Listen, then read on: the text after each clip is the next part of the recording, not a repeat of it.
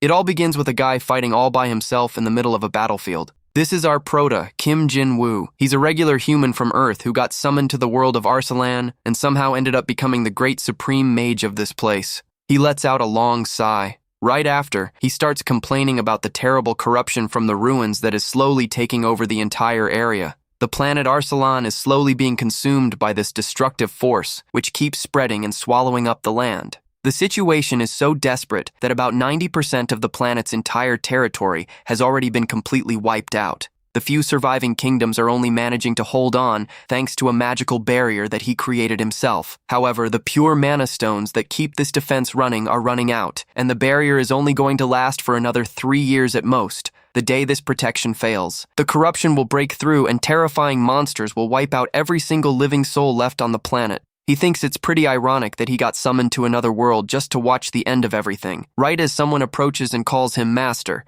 he tells the elf to drop the fancy titles, since they don't mean a thing when the world is literally falling apart around them. His disciple, Darius, agrees but warns him that heading out to the corrupted zone at night is still incredibly dangerous. Jin-woo asks what's so important, and she explains that a super serious emergency order just got sent out. He already saw this coming and admits he doesn't have a fix for it, even though she reminds him that he's the only one who can move around out there without any trouble. The natives of Arsalan can't survive in those corrupted lands. Their very souls get drained away if they stay there for too long. The mage remembers that he's the only one who is completely safe from all of this because he comes from another world. Since his soul is totally different from the locals, the corruption doesn't mess with him, and destroying the source of the rot actually makes him even stronger. He questions what a single person can really do against all of this, but she tells him that only a legendary hero could have immunity like he does. Darius asks if she should just send another rain check for the summon, and he tells her to do exactly that. She tries to comfort her master by saying that even if he gets wiped out on the mission, they have backup bodies ready to bring him right back to life.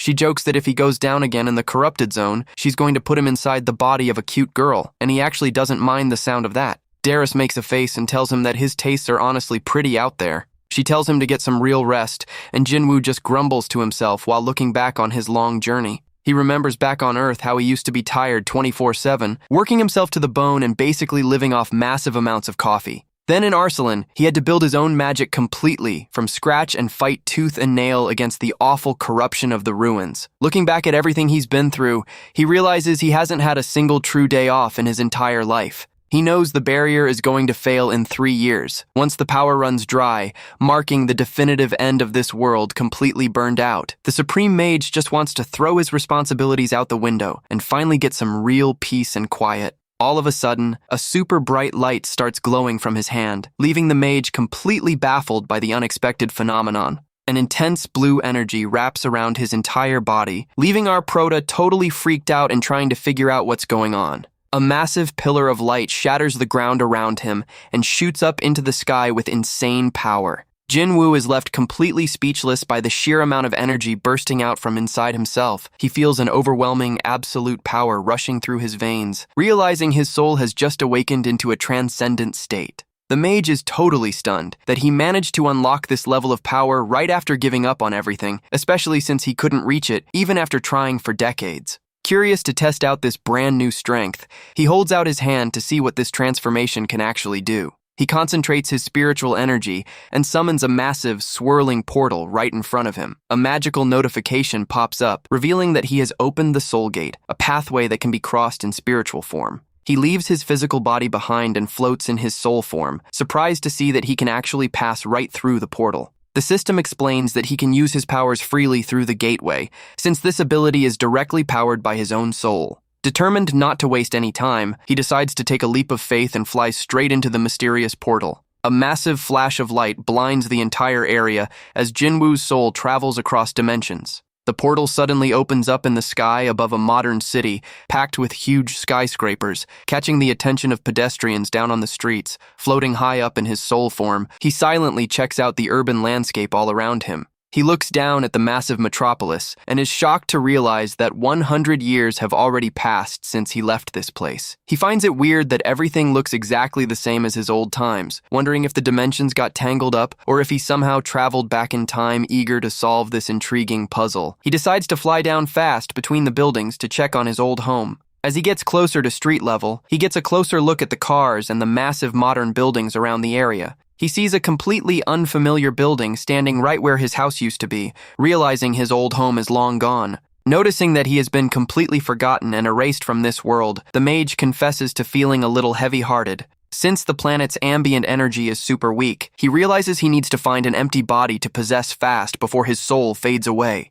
Jinwoo's soul flies at high speed through the city streets, looking for a matching vessel. Out of nowhere, he feels a spiritual tingle and notices an unusual presence nearby. He looks over at a luxurious mansion and feels a strange energy radiating directly from inside that house. Without wasting a second, the mage decides to head inside the estate to see what's going on. Walking straight through the wall, he stumbles upon a shocking sight inside one of the bedrooms. On the bed, a young guy is lying in critical condition, surrounded by hospital monitors that won't stop beeping. Jinwoo gets closer to the bedridden guy and starts checking out the condition of this fading body next to the bed. The young man's family members are completely devastated and crying their eyes out, sobbing over his critical state. The doctor tells them they did the absolute best they could, while the boy's grandfather bawls uncontrollably, begging his grandson to hang on. Jinwoo notices that all the machines are still running, but he spots a highly unusual energy swirling around the patient. He focuses his vision and notices something extraordinary that he can't just ignore. He recognizes the young man as Lee Jinwoo, the youngest grandson of the chairman of the powerful Ocean Group, a true academic genius who fell desperately ill. He realizes the guy is already basically gone and completely soulless, with only a few short hours left before his breathing stops for good. The mage apologizes in his head, but he sees that this soulless body is the perfect fit for him to take over and easily heal with his magic. Jinwoo begins the possession process and starts merging his soul with the sleeping young man's body. The mage's spiritual energy completely blankets the guy, restoring his vital signs in a single instant. The fusion is complete, and the body on the bed starts showing clear signs of bouncing back, right before the watchful eyes of everyone in the room. Shortly after, he finally opens his eyes and regains consciousness in his brand new body. To the absolute amazement of his relatives, the guy sits up in bed with total ease, relieved to see that the process went off without a hitch. The young man's father is completely frozen in shock, stuttering as he asks how this could even be possible. Bursting with emotion, the man throws himself onto him for a tight hug, crying and asking if this is all just a dream. The rest of the family and the doctors join in on the group hug, celebrating through their tears at this unbelievable miracle. While everyone is suffocating him with worry, he complains about how uncomfortable it is, prompting the grandfather to immediately order everyone to give the boy some breathing room.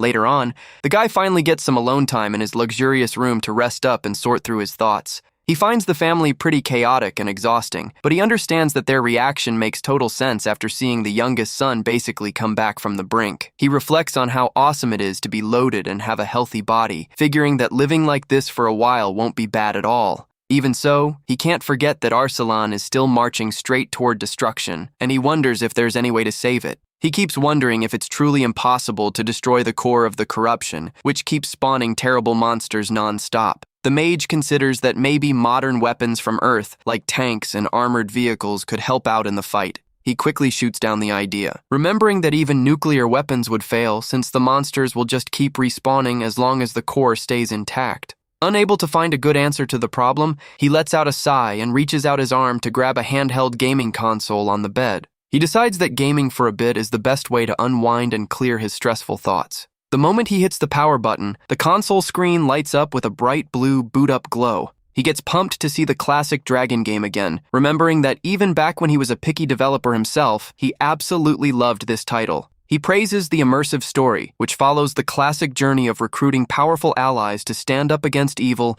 and save the entire world. He reflects that Arsalan would recover in no time if, instead of fighting all by himself, he could count on the help of thousands of fearless heroes in the game. He just pulled a legendary 5-star ally and clicks the option to summon the next hero for the squad. All of a sudden, he completely freezes up as he watches something unbelievable happen right before his eyes. The console slips right out of his hands as a glowing message on the screen announces the summoning of a hero coming straight from Earth. With that, he gets the brilliant idea to use his newly discovered Soul Gate to summon real people from Earth over to Arsalan. He plans to set up a gaming system interface, so these summoned players will think Arsalan is just a virtual reality video game universe. He wants to build a storyline focused on battles, and once he rounds up these Earthlings who are immune to the corruption, he'll be able to save the other world. The prota combines his experience as a game developer, his power as a supreme mage, and the massive fortune of his wealthy new family. Filled with determination, he promises to use the 3 remaining years before the end of the world to put this daring plan into motion.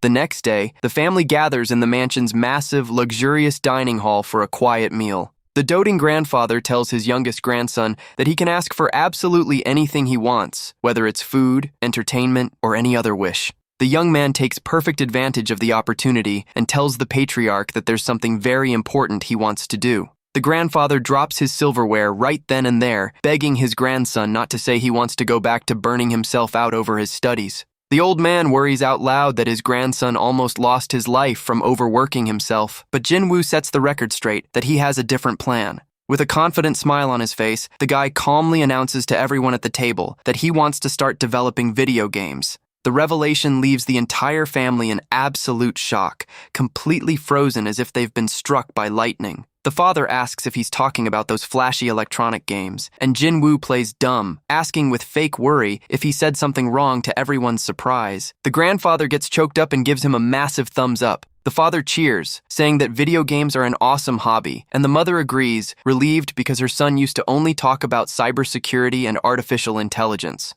The grandfather cries tears of joy and asks his other son if the corporate group owns a gaming company, and he replies that they do, but it's basically on the brink of bankruptcy. The grandfather decides to hand over that company as a hospital graduation present for his grandson to do whatever he wants with it, leaving Jinwoo blown away by that level of trust he celebrates in his head, knowing that having an entire company at his disposal is going to make his plan to save Arsalan a whole lot easier. With a confident look, the guy thanks his grandfather and promises to give it his absolute best to manage the new business. Back in the world of Arsalan, the Supreme Mage returns to his original body to start making preparations. He sits down on his throne inside the magic tower, relieved that his original body is completely untouched and safe from any pranks by his disciple. He explains that he put a remote control spell on his Earth body, allowing him to keep acting over there even while he's physically in Arsalan. Now that everything is properly set up, the mage decides it's time to start drafting the story for his new game. He heads over to the massive royal library, where he finds an elf working intensely at her writing desk.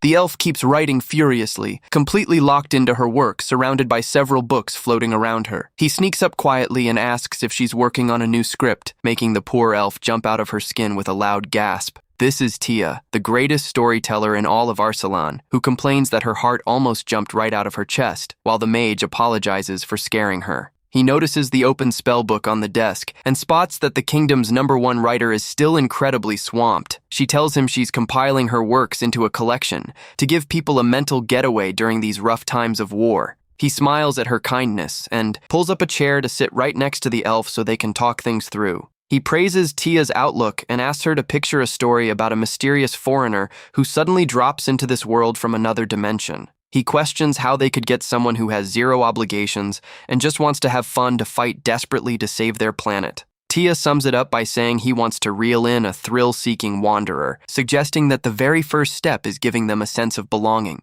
With a teasing smile, the elf says that the perfect recipe for that is using a powerful mix of love and tragedy. She explains that the thrill-seeking hero needs to find their perfect match, fall head over heels in love, and then watch their beloved pass away right in front of their eyes. Tia gets super hyped up as she suggests this tragic passing of the perfect partner to completely shock the prota. Laughing almost historically, she keeps writing away and suggests that the kingdom should comfort the hero in his grief, reveal the bad guy, and offer to help him get payback. She also suggests taking out a respected mentor or a close companion at the hands of the enemy, leaving the mage a little creeped out by how cold-blooded she is. Jinwoo praises Tia's brilliant ideas about revenge and despair, agreeing that her suggestions are absolutely perfect for driving the plot forward. He knows that a tragic and emotional storyline will create an unquenchable thirst for payback in the players, motivating them to fight on their own. The elf says with a manic look that she can't wait to see the hero cry, while Jinwoo just stares at her in absolute silence. He clears his throat to snap her out of it, making Tia snap back to reality and apologize for getting carried away again. The mage calms her down and proposes they team up, revealing that if everything goes right, hundreds of thousands of souls will be reading the story she writes. He adds that the number could even reach hundreds of millions of readers, making the writer start shaking from pure excitement and nerves. She panics out of pure joy, imagining her work being hyped up and praised by millions of people across the portal. Tia grabs Jinwoo's hands and swears she'll do whatever it takes to make it happen, leaving the mage stunned by her artistic wild side. He explains that the plan will kick off with a beta test phase of 3,000 Earthling heroes, and that this number will scale up over time. He says the goal is to give the players real reasons to fight, and she's completely amazed by the idea, saying it sounds like something straight out of a book. He reveals that the starting zone for the game will be Everett Village, a place completely wrecked by corruption that will work perfectly as a tutorial. Tia beams with excitement, thinking about all the tragedies she can write for that place, and Jinwoo decides to leave her to work in peace. Since the world of Arsalan is already real, he just needs to use Tia's script to build the game and pitch the proposal to his new company. However, he knows that just a good story won't convince the company employees who might think he's completely lost his marbles. His goal is to launch a full immersion game using ultra-advanced tech, something that's considered totally impossible by modern science. Since he's the only one who can use the portal for now, he decides that the first step will be recording a gameplay demo video. Smiling at his genius idea, the Supreme Mage realizes he needs to recruit a few people to act as the cast for the video. Using telepathy, he gets in touch with his servant Hasman, who answers his lord's call immediately and with absolute clarity. He orders Hasman to head over to Reinjord Castle with Arlen and Heine to help him out with a mission that's crucial for the planet's future. Right after, the scene shifts to the towering, gorgeous white spires of Reinjord Castle under a clear sky. The Supreme Mage reappears at the location, stepping through a powerful teleportation gate crackling with blue lightning. As he hits the castle entrance, he is greeted with massive respect by three of his most loyal subordinates. One of these leaders, who is super expressive and loyal, cheers with pride, saying he did everything he could to look after the territory while his master was away. The elderly priest wishes the blessings of the goddess of light upon his lord, claiming to be a completely devoted servant whose life belongs to him. Jinwoo praises everyone's hard work, but asks the priest to lower a creepy symbol that's making him a little uneasy. Knight Captain Heine steps up proudly, declaring she's ready to lay down her life for the future of Arsalan. He evaluates their looks for the video, thinking Heine is a perfect fit for the lead role, but checking out Hasman's face and thinking it looks way too villainous. With a mischievous smirk on his face, the Supreme Mage makes an unexpected call to sort out the situation. He asks if Hasman knows anything about dark magic, and the servant says he does, but puts himself down, saying he's nothing compared to his master Jinwoo, then hands over some dark robes to Hasman and the priest, ordering the two of them to try on the outfits. To their absolute horror, the clothes instantly transform them into a terrifying skeleton mage and a dark high priest. The elderly priest cries out in despair, saying this is absolute blasphemy, but the Supreme Mage finds it hilarious and tells him the outfit suits him perfectly. Next up, Jinwoo turns to the Knight Captain and says it's time to figure out her look. He checks out Heine's heavy armor and thinks it's way too bulky and boring for what he needs to show off in the game. He tosses a brand new, way more revealing outfit to Heine, leaving the captain completely embarrassed and shocked by the demand. Despite her complaints and awkwardness, the Supreme Mage stands his ground, telling her to just put the clothes on already. He steps close with a dramatic look and tells her she needs to do this for the sake of Arsalan, leaving Heine with zero arguments to back out. A little later, shy footsteps echo through the hall as she walks out to show off the results of the change. Heine reappears wearing some seriously revealing leather armor, leaving even the Supreme Mage completely speechless at the sight. Jinwoo praises her, saying the look is flawless, but the captain questions if this skimpy outfit can even be called armor at all. He explains that, according to the laws of his unique magic, the more exposed the armor is, the higher its defense stats actually go. He thinks the trio's composition looks pretty solid, but he feels like there's still one piece missing to make the scene perfect. The mage decides he needs a delicate, tired-looking saint to contrast with the captain's strength, and decides to call in Saint Tabiza. However, seeing that Saint Tabiza is a 200-year-old lady, he concludes she doesn't really fit the game's aesthetic. Suddenly, the mage's attention is caught by the sound of kids' voices playing tag around the castle grounds. He sees two kids running around happily, chased by a young succubus with wings and a tail, who is trying to get them to stop running around near him. The kids run happily right up to Jinwoo. While the young maid panics when she sees them approach the great Supreme Mage, the young succubus, named Aerie, bows down in a panic and apologizes profusely, explaining that the little ones just burst into the castle out of nowhere. He checks out the beautiful creature in silence for a few seconds and makes a quick decision in his mind. Pointing right at Aerie, the mage announces that she's going to be the game's saint, leaving the poor succubus completely lost. She argues that she's a succubus literally built for seduction, but he tells her that makes her a perfect fit for the saint role, driving her into a panic. Happy with the full cast he's put together, the mage claps his hands with an excited smile, ready to get things rolling. He shows off the 4 actors all dressed up in hilarious costumes and asks if everyone is ready to start rolling the cameras. In his main hall, he hears his disciples reciting his grand titles and asks them once again to drop the formalities. Darius agrees and reports that, following his orders, all 130 disciples from the Magic Tower have gathered at the location. However, the elf hesitates for a second and looks pretty worried and confused about the current situation. She questions why everyone is dressed up in such bizarre outfits, and the Supreme Mage explains that they're going to put on a theatrical play. He promises with a smile that this play is going to save Arsalan from ruin, leaving his disciple feeling even more lost. In front of the entire audience of mages, Jinwoo drops the big announcement that he has just awakened new transcendent powers. Shocking everyone, he reveals that he can now open the gateway and connect to another world. And the mages cheer and congratulate him with pure joy. He explains that he'll use the portal to summon warriors from Earth who, just like him, will become the new heroes destined to fight for Arsalan. The mage orders everyone to put their normal chores aside to focus entirely on prepping these new heroes. Raising a question from one of the mages, he hands over a blue magical orb to the mages,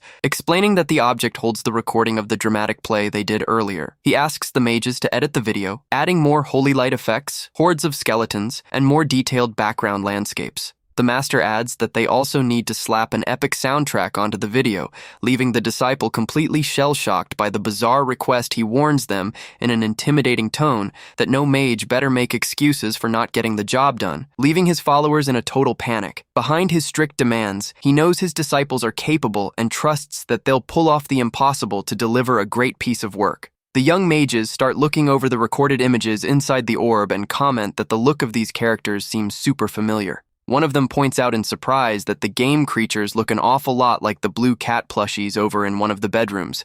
The Supreme Mage points to the cat dolls and decrees that, from now on, the official name for those cute creatures will be magic dragons. He jokes around saying he made a blood pact with the plushies so they would obey him, making the little dolls let out cute squeaking sounds. The story then cuts back to the busy center of modern-day Seoul, with cars honking and people bustling on the sidewalks, dressed in a sharp black suit and carrying a briefcase. The young Lee Jin-woo walks confidently toward the building of his new gaming company. Thanks to some invaluable help from his magic assistants back in Arsalan, the gameplay demo video got finished in record time. As soon as he hits the entrance, a tall, well-built man approaches him respectfully, asking if he's director Lee Jin-woo. The man enthusiastically introduces himself as Secretary Kim Han-soo, saying it's a huge pleasure to finally meet him. Han-soo explains that he was personally sent by the group chairman to assist him, and Jin-woo gives him a friendly handshake. The secretary mentions that he rounded up the most competent professionals he could find, and Jin-woo decides to head straight upstairs to meet them. Meanwhile, An Yong-seon, the company's veteran head of development, is waiting anxiously inside the conference room. He reads over a notice about the new director's arrival and fears that the gaming company is about to be shut down once and for all. The developer gets uneasy thinking about how the new boss is just some young heir barely in his early 20s.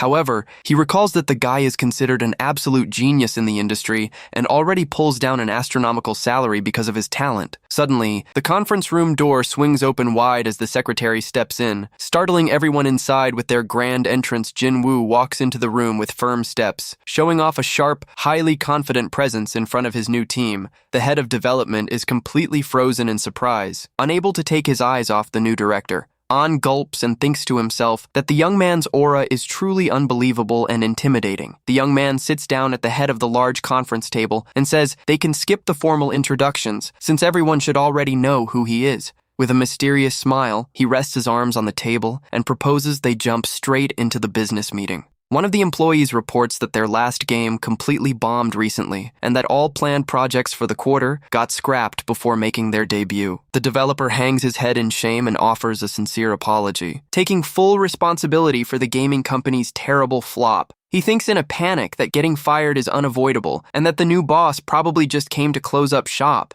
But Jin-woo catches them off guard by saying that starting fresh is actually their best option, pumping up the employees who immediately get on board with the idea. The The director then asks the secretary to hand out some folders to the team and requests that everyone read over the contents very carefully. An holds the document, intrigued to see the title Project Arsalan stamped clearly across the front cover. He explains that it's a revolutionary proposal for a virtual reality game and asks them to give their honest opinions on the script. The team starts reading and gives the plot massive praise, commenting that the world building is incredibly solid and mixes a classic style with modern twists. However, the head of development points out that virtual reality games aren't exactly popular right now, fearing that the public might give the project a cold shoulder. The young director lets out a laugh and guarantees that people are going to become completely obsessed with the game, leaving the developer confused. With a firm gesture, he slams his hand onto the conference table and states with total conviction that he means that in the literal sense. He looks out at his team and declares that this brand new virtual reality game was engineered to completely change the world from here on out.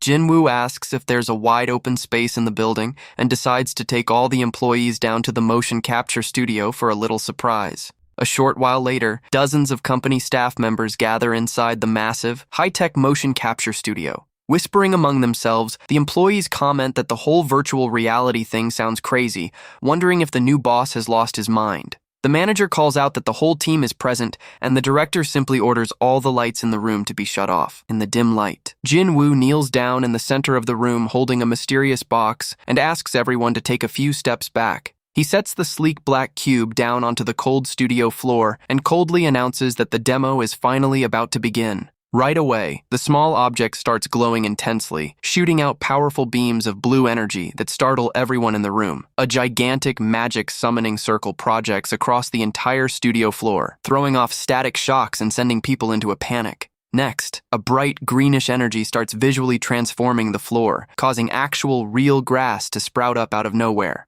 An is left in absolute shock as he feels the breeze and watches real grass growing right in front of him, completely unable to process what's happening. He tries to keep his balance in the middle of the heavy wind, howling through the dark studio, his jaw completely dropped. The studio ceiling vanishes, revealing a gorgeous open sky, transporting the minds of everyone present onto a massive, lush green plain.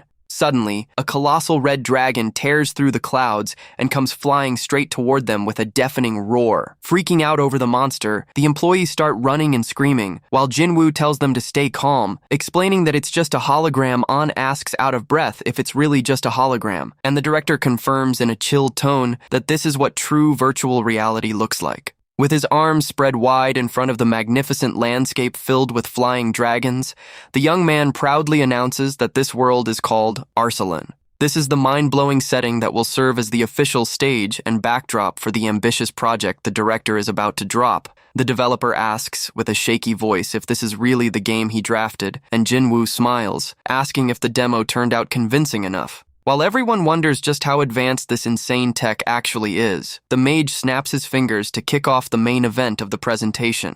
All of a sudden, dark and shadowy rifts start tearing open in the ground right under the employees' feet, scaring the group all over again. The blue sky quickly flips into a blood-red nightmare landscape as a massive solar eclipse blocks out all natural light right after. A creepy skeletal hand violently busts through the dirt, popping up right before the terrified eyes of the spectators. Hasman, now glowing with green flames as the skeleton necromant from the video, lets out an evil laugh and orders his minions to attack. Dozens of skeleton warriors come charging out of the rifts while the villain cackles, shouting that the power of darkness is going to corrupt everyone. The terrifying necromant raises his hand of bones and swears he's going to steal the hearts of the weak, summoning even more dark minions. The employees lose it, asking in a panic if this is seriously just a hologram, but the director plays along, joking that maybe it isn't. Out of nowhere, a firm voice orders everyone to stand back as a fast blur rushes in to defend them. It's Captain Hyena, charging ahead at full speed while wielding her glowing sword to take on the monsters.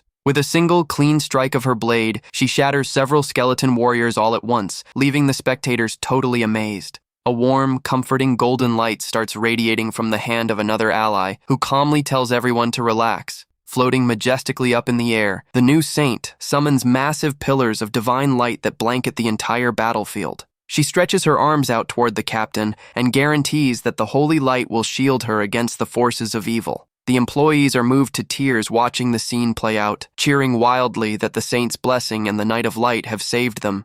Seeing his team's dramatic and emotional reactions, the young director smiles, satisfied that he managed to pull everyone straight into the story. A smirk edges onto his face, celebrating in his head that everything is playing out exactly according to plan. With his arms crossed in front of the blood-red sky projection, the Prota feels like his goal is getting closer and closer to succeeding. With a determined flash in his eyes, he decides it's time to unleash the grand climax of the simulation. The terrifying skeleton Necromante lets out another dark laugh, threatening to turn the Earthlings themselves into lab rats for his darkness. He orders his army to push forward, to tear the intruders to shreds and feast on their flesh, making the monsters let out a spine-chilling roar. The knight calls out to the saint and gets a quick shout back, bracing themselves to drop a joint counterattack. Raising her glowing hand up to the sky, the saint makes a moving plea, asking everyone in the area to lend the light from their hearts. Totally immersed in the fantasy, the staff members lift their hands with tears in their eyes to donate their energy and help out in the battle.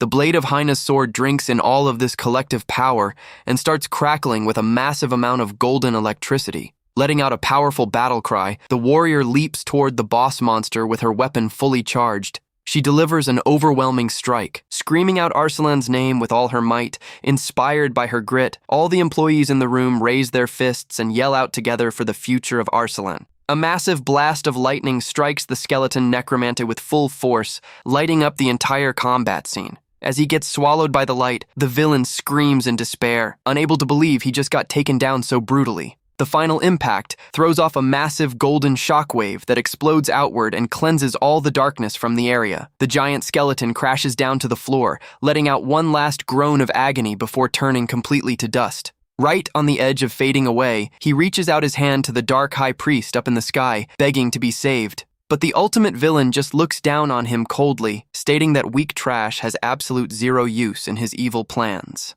With a snap of the evil leader's fingers, the necromant is swallowed up by purple flames and destroyed for good amid screams of agony. The audience of Earthlings watches the scene in total shock, unable to believe the big bad just coldly eliminated his own ally. The shadowy priest then points right at the employees and warns them in a creepy voice that they're going to be the next victims.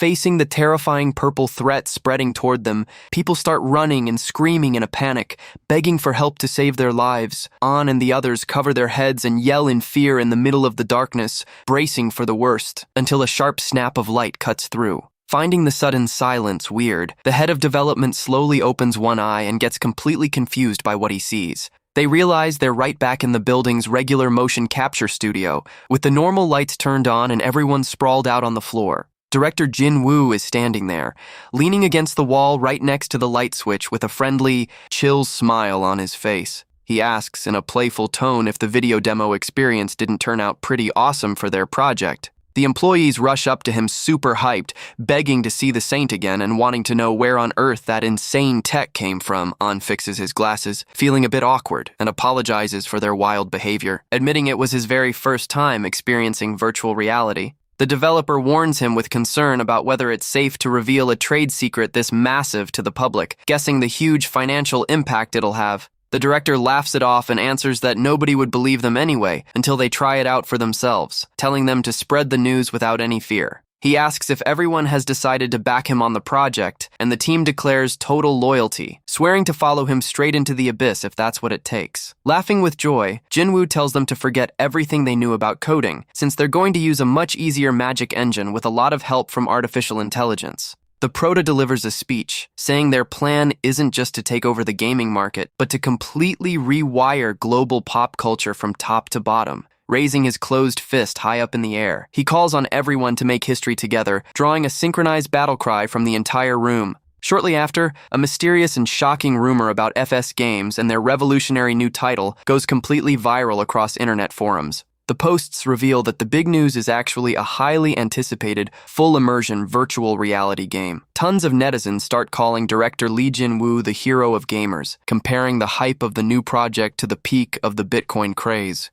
However, plenty of haters also clown on the rumors in the comments, claiming the bankrupt company has just become an expensive toy for a rich heir. Sitting inside his private lab, Jinwoo looks over the internet backlash and sees that, just as expected, nobody is actually buying the rumors out of nowhere. His phone starts buzzing on the desk with an incoming call from his grandfather. He picks up and confirms to his granddad that he already took a quick look at the news and the comments making the rounds online. The grandfather is furious over the insults and offers to send the legal team to sue them, but the guy laughs it off, saying it works as free hype. The old man accepts the call and takes the chance to ask how the development of the new business is coming along. The guy answers that everything is going great and excitedly reveals that they just finished putting together the very first prototype for the device. He remembers that the fishing mechanic has already been fully set up and hooked into the game system. The young man asks if his grandfather still loves to fish, making the old man brag about how back in his glory days he used to pull in massive sharks. Jinwoo invites him to go fishing together, but the grandfather sadly turns him down, explaining that his back has been acting up lately and he prefers to just stay home and rest. With a mysterious smile, the guy pushes a bit and says he has something incredible to show him, warning him that he's heading over to his grandfather's place right this second. Night falls quickly over the gorgeous, massive estate of the Oseong Group chairman. The grandfather checks out the strange virtual reality headset his grandson brought over for him to test out with curiosity. The guy tells him to just lie back and slide the device over his face, promising that the old man is in for a massive, wonderful surprise. A sharp blue flash wraps around the visor the exact second the old man closes his eyes to kick off the simulation. The grandfather opens his eyes and finds himself lying under broad daylight, in a completely fresh, bright setting. The old man stands up startled and is left completely amazed to see he's surrounded by a gorgeous forest bursting with life. The old man looks down at his own hands and lets out a loud gasp of absolute astonishment. Noticing something unbelievable about himself, he realizes that every single one of his wrinkles is gone and that his body has completely reverted to how he looked back when he was 20. The old man starts skipping around the forest out of pure joy, laughing out loud as he feels the energy and strength of youth rushing through his veins again. Jinwoo suddenly pops up right next to him and asks in a playful tone if his granddad is enjoying his new youthful body. The grandfather points at his grandson in total shock, asking in desperation what kind of sorcery or insane tech this is. The guy spreads his arms with a welcoming smile and gives him an official welcome to the incredible virtual world of Arsalan. He explains that he modeled his grandfather's avatar based on how he looked back in his 40s since they were short on older photos. The old man grabs his grandson by the shoulders in total shock, unable to believe he's experiencing a virtual reality this flawless. He checks himself out in the reflection of the water, thrilled that his body doesn't ache anymore and that he feels incredibly full of life. Still unable to believe his eyes, he asks his grandson when on Earth he had the time to research and build something this advanced. The guy makes up an excuse, saying his mind stayed active and kept cooking up all these ideas while he was stuck in a coma at the hospital. The young man then grabs his grandfather's hand excitedly and says they have a very important appointment to keep close by.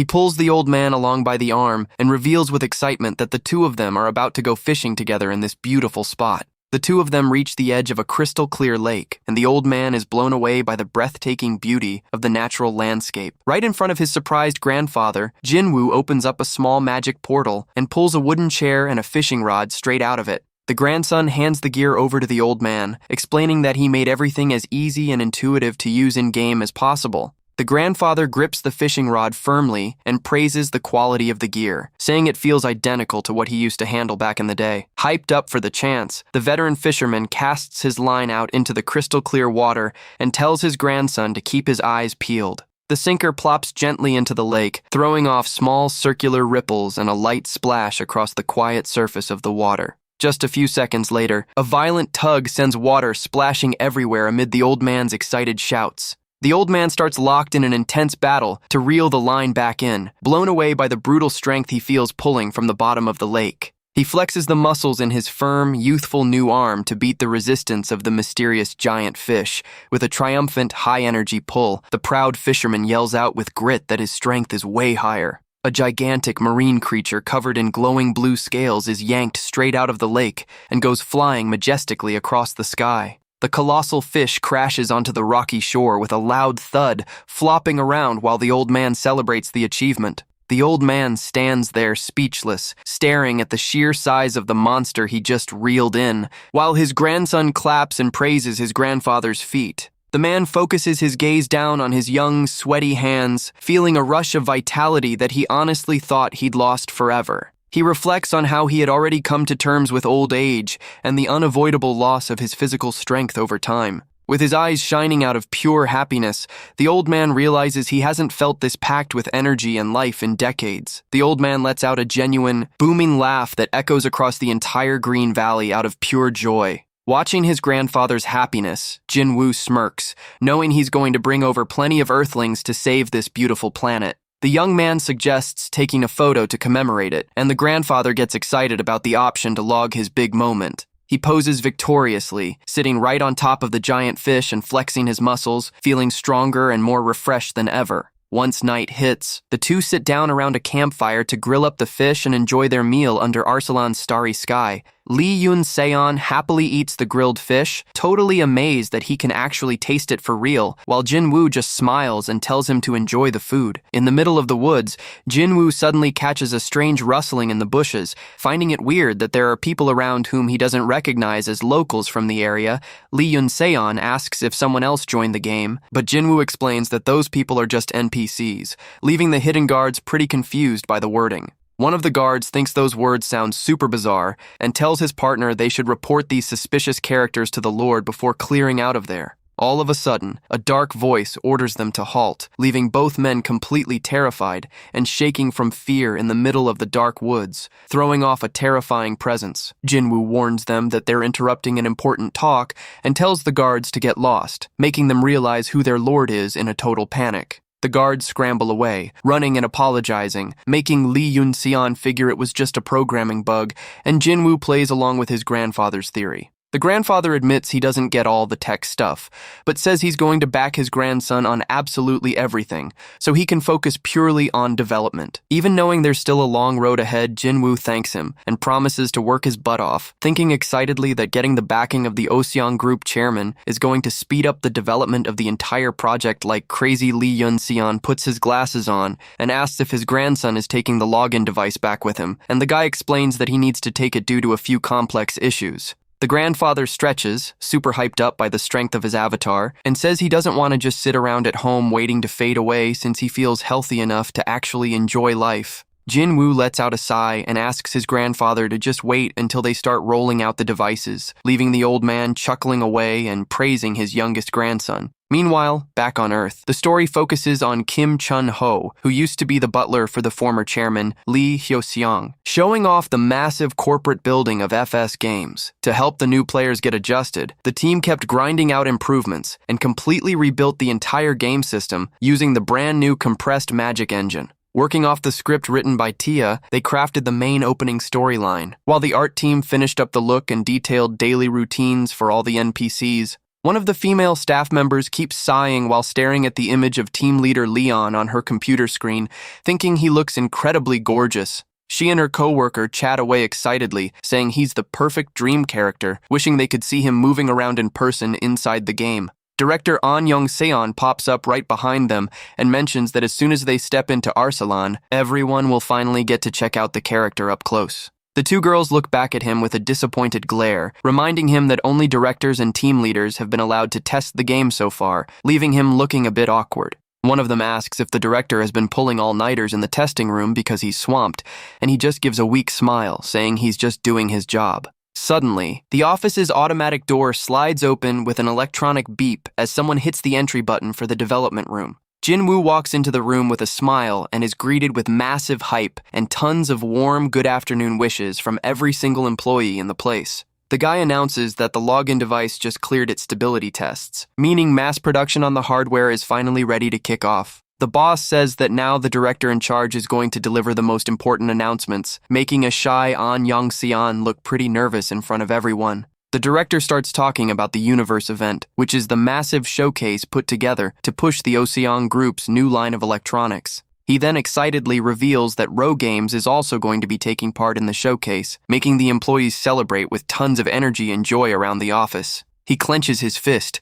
remembering how much everyone suffered from all the hate and jokes thrown at the company and the boss during that entire rough patch. An yells with determination that it's finally time to flip all that shade into applause and that their game, Arslan Saga, is going to conquer the global gaming market. He lets them know that everyone is going to receive the top-tier model of the device right after the showcase to kick off a massive internal test, leaving the employees screaming with happiness. The entire development team starts pumping their fists with energy, chanting Lee Jinwoo's name over and over to celebrate the moment in the middle of the celebration. Jinwoo suddenly feels his phone buzz inside his pocket and is surprised when he pulls the device out to see what's up. He checks the screen and sees a flood of texts from his grandfather asking if the server is going live today, insisting that he's already on vacation and wants to play no matter what. The old man's last text sends the guy into a panic because his granddad mentions he's already driving over to the office at this exact second, just so he can play. Jinwoo quickly speaks up, saying he has an urgent matter to handle and dismisses everyone early, leaving the director surprised that he can't clock in his usual obsessive overtime that day. A little later, the scene shifts to the outside of a gigantic, ultra-modern convention center where the massive launch event is set to take place. The venue is completely packed with visitors and features cosplayers dressed up, while photographers capture everything with tons of flashes lighting up the room.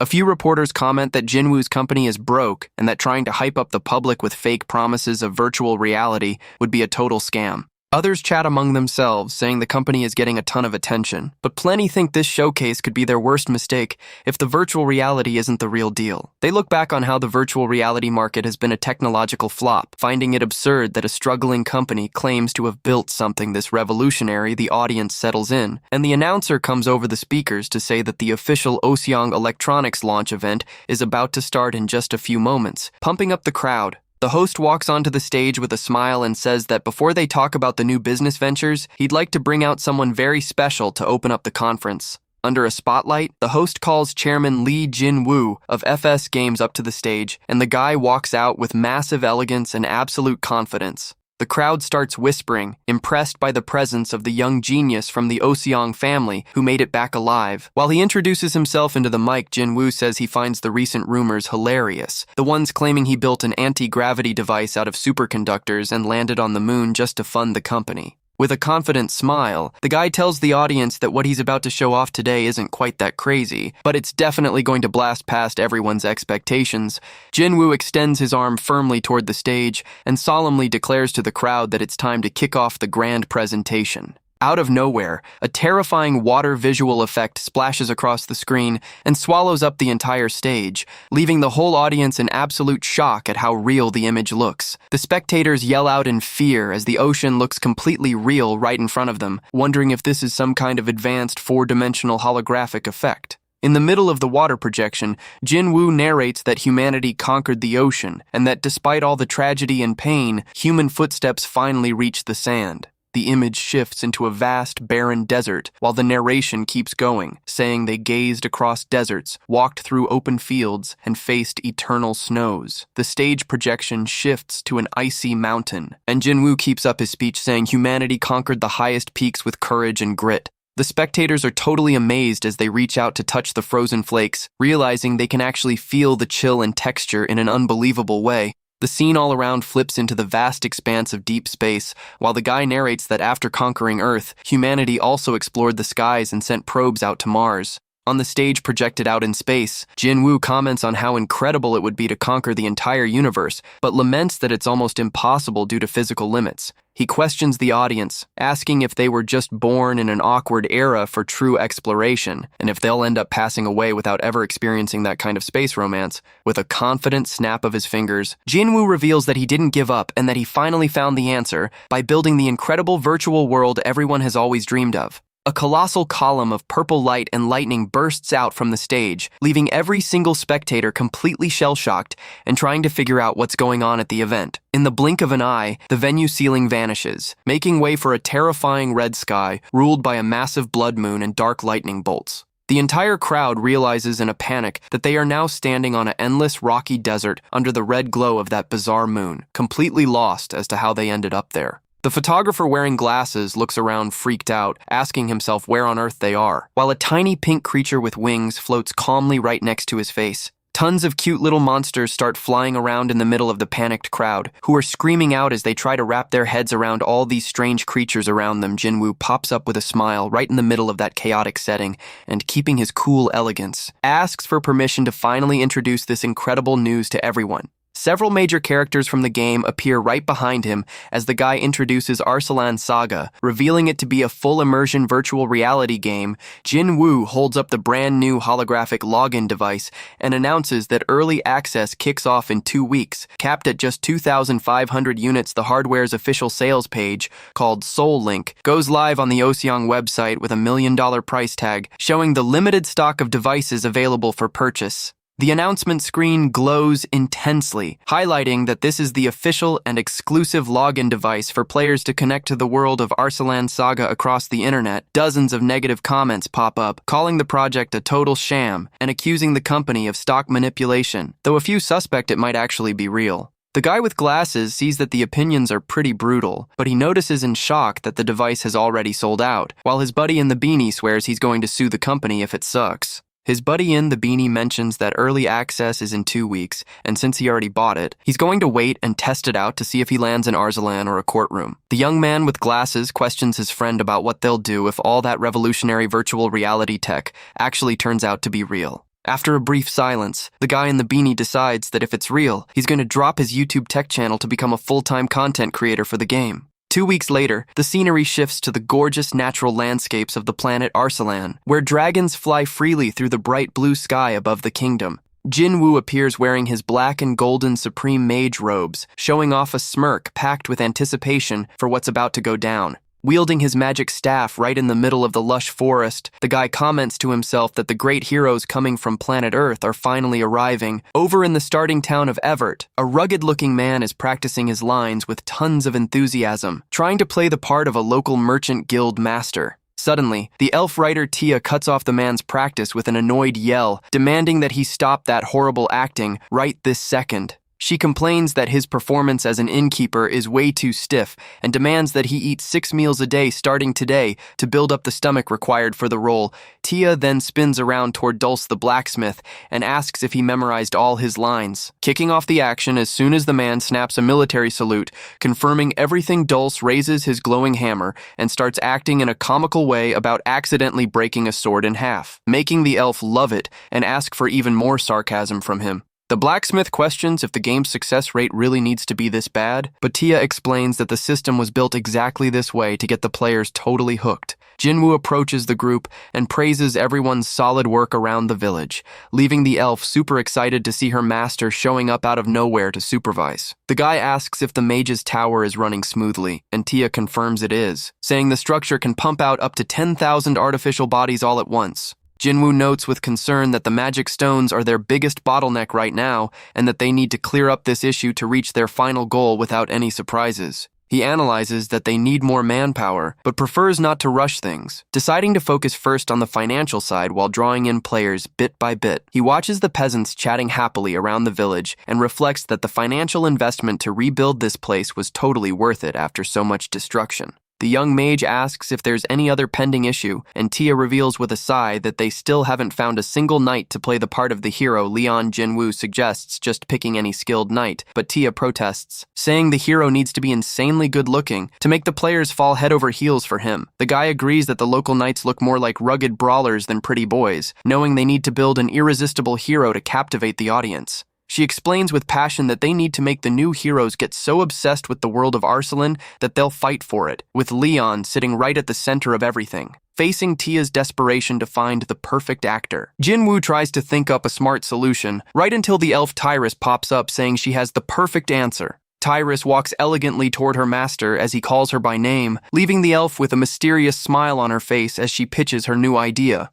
She suggests creating the body for the hero Leon and having Jinwoo possess it himself, leaving the master suspicious that the elf just wants to see him inside that handsome body. Despite thinking the idea is interesting, the guy prefers to build the hero's body first to look over the details later, questioning what the elves really think of him. With a sinister, dark look, Tyrus reveals with a creepy smile that the hero's body is already completely finished and asks her master to follow her. She opens the doors to a massive, luxurious hall packed with artificial bodies standing upright, leaving Jinwoo surprised to see so many realistic dolls gathered in one place. The guy admits that this place full of lifeless bodies gives him a bit of the chills, while Tia stands there completely fascinated, staring at one specific doll. Tia thinks one of the dolls is super cute, and Tyrus explains that it's actually a kid version of the master himself, designed specifically to fit perfectly on someone's lap. The elf writer goes crazy over the doll's cute cheeks and wants to play with it. But Jinwoo seriously advises her not to try that under any circumstances, Tia complains, saying she just wanted to give the doll a little love. And Jinwoo snaps back that that's exactly the problem, since she'd definitely end up smothering the doll to death. Putting the jokes aside, Tyrus pulls back some dark curtains in the hall and reveals that the artificial body for the hero Leon is right there. Covered by a large red cloth, Tyrus asks Jinwoo and Tia not to get too shocked when they see what she put together, leaving the master pretty anxious over the sudden warning. Holding the red cloth firmly, the elf says with a proud, confident look that she finally managed to attach something very important to the artificial body. She yanks the cover away, revealing that she attached something that doesn't belong to this world, describing her new creation as a true, holy, and absolute masterpiece. Jinwoo and Tia cover their eyes, blinded by a piercing golden glow that bursts from the throne the exact second the red fabric is completely pulled away. As the golden light dies down, the majestic silhouette of the knight sitting on the golden throne slowly begins to show itself right before their eyes.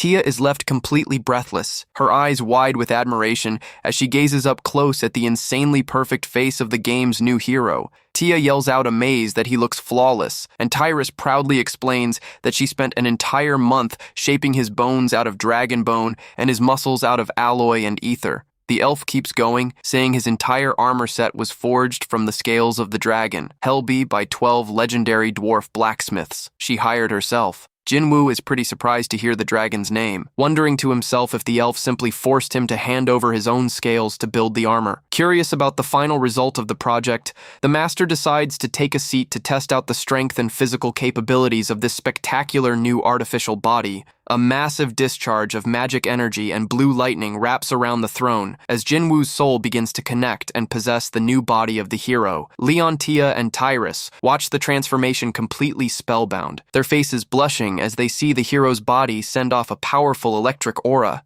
Slowly, the hero Leon opens his piercing blue eyes, showing that the possession of Jinwoo's soul into the artificial body went through successfully. Meanwhile, back in Seoul, there are only 10 minutes left before the grand opening of the server, and a famous streamer is showing off the standard edition of the device. The streamer, Habyul, shows off the Soul Link device to her 3 million subscribers, while the viewers in chat drop questions about buying the hardware. She explains that she bought the standard version first out of fear that it might be some kind of scam, while the chat stays split between jokes and praising the futuristic design. Sliding the headset over her eyes, Habyul is amazed to see her broadcast screen floating right in front of her, commenting that she could stream like this forever. Suddenly, an electronic beep alerts her that the clock has hit exactly 10 o'clock in the morning, which was the scheduled time for the virtual game's official launch. A message pops up warning her that the connection is live and asks her to get comfortable while the chat reacts anxiously to the news. Habyul tells her viewers that she's going to try connecting to find out once and for all if the game is true virtual reality or just a massive scam. Anxious to see the payoff of her investment, the young streamer hits the activation button on her device and kicks off the system login procedure. She leans back in her chair as a heavy blue light wraps around her entire field of vision, leaving her confused by the surprising sensation of the connection starting up. The girl lets out a gasp of surprise as the system scans her eyes and quickly transports her inside a brand new, unknown digital dimension. A massive portal of data activates, revealing a gigantic blue crystal spinning in the center of a mysterious energy chamber back in Arsalan. Captain Heine cheers excitedly at the arrival of the very first hero and orders the mages to kick off the summoning process through the glowing magic circle, rubbing her eyes while still half asleep. Habyul wakes up lying down and lets out a soft murmur while trying to get used to the brightness of the new spot. She realizes she's floating barefoot right in the middle of a massive cosmic space packed with stars, asking herself out of total confusion where exactly she landed when logging in. The young woman notices that the floating chat screen is still live right next to her and yells excitedly to her viewers, confirming that she is officially inside true virtual reality. Checking out the glowing panels all around her, she figures she's inside the character customization room and starts messing around with the options available on screen. The holograms show off the playable races available to choose from in the game, which include humans, orcs, elves, and dwarfs, leaving her hyped up by how each one looks. Habiel decides to go with the prettiest race by picking an elf, taking the chance to make a few custom tweaks to her new body before moving forward. As soon as the settings are locked in, her new avatar's feet gently touch down onto the lush green grass of a real forest inside the world of Arsalan. She checks out her clothes and yells to her audience that she really transformed into an elf, while the system warns her that her agility stats have been dropped due to the body. The chat goes absolutely wild over her avatar's physical stats, and the girl looks over impressed at the castle off in the distance, realizing she's finally inside Arsalan. With her eyes lighting up into heart shapes, the streamer screams with joy because the game looks flawless, and the chat agrees that the setting is pure fantasy. She cries tears of happiness over actually being in a virtual reality, but quickly gets confused, not knowing which way she's supposed to head to start her journey. A towering knight suddenly pops up behind her out of nowhere and points in the right direction to find the starting village, giving the young elf a pretty good scare. She whips her head around with wide eyes, completely frozen as she faces the imposing figure of the mysterious warrior standing right in front of her. The knight. Leon flashes an extremely charming smile under the blue sky and gently asks if the young lady would care to join him on the way to the event village. Sporting a flawless look that shines under the sunlight, the warrior introduces himself formally as Leon, completely locking down the streamer's attention. Over in the starting town, dozens of players sporting all kinds of different avatars are already running around from side to side, exploring every single detail of this incredible virtual world. One of the players yells out hyped up that Li Jinwu is a literal god, while another invites the people around to party up and level up together in the game. A guy wearing traditional martial arts gear confuses another player by asking if this place is part of some expansion for a Chinese martial arts game. Habiel is totally Aichiu, amazed as she steps into the village and sees so many heroes gathered there already, while the viewers praise the cozy look of the town lost on where to go now that she's made it to the tutorial village. The young elf decides the best way to find her bearings is to ask one of the guards at the entrance for help. She gives a super friendly wave to the city guard, who gets a little startled and celebrates on the inside for finally standing in front of a new hero. The guard clears his throat nervously and tries to calm down, remembering that he needs to follow the lines from the script created by Tia in a natural way. With a forced, bright smile, he welcomes her to the starting village and asks the hero to state her name. Leaving the girl thinking over her nickname, Habiel throws up a peace sign with her hands and decides she's going to use her actual streamer name, officially registering her handle on the system panel. A system notification confirms the creation of the name Habiel and reminds her about the drop in her physical agility, leaving the elf super happy with the registration done. Habiel is blown away by how realistic everything feels and asks the guard if he's a player, but his robotic answers confirm that he is a real NPC. She asks if he has any quests to hand out, and the guard replies automatically, praising her grit as a hero for looking for tasks right off the bat. The guard points off toward a large castle and indicates that she should head over to the Adventurers Guild,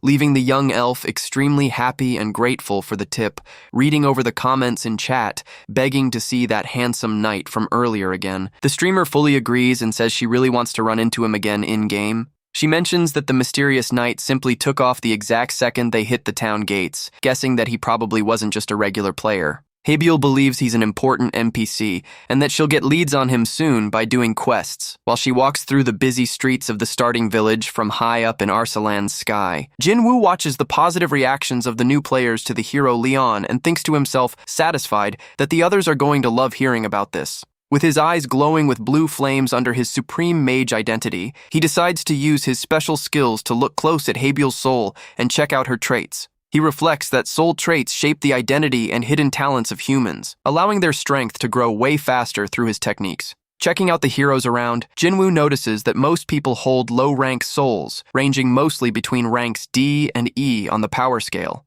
However, focusing his gaze specifically on the young elf streamer, the mage gets a little startled as he spots something completely out of the ordinary, glowing inside her soul. The guy discovers that she holds a rank, a social evolution trait, which allows her to easily make friends with any person or wild creature. Jinwu figures that her long years working as a professional streamer must have sharpened that social skill in a totally natural way. He realizes that if this skill is properly leveled up, the elf will be able to make friends with monsters and spirits, leading the purification process for Arsalan. The scene focuses on the imposing building of the starting village's Adventurers Guild, which shows off a beautiful architecture packed with classic fantasy details. Curious and with an anxious smile on her face, Habiel gently pushes open the doors to the Adventurers Guild and peeks inside to see what the place looks like. She is dazzled by the luxury of the main hall, which looks like the lobby of a massive palace hotel, packed with shiny decorations and a red carpet rolled out. Out of nowhere, a sweet, captivating voice gives an official welcome to the hero, making the streamer look over toward the counter with her eyes lighting up in surprise.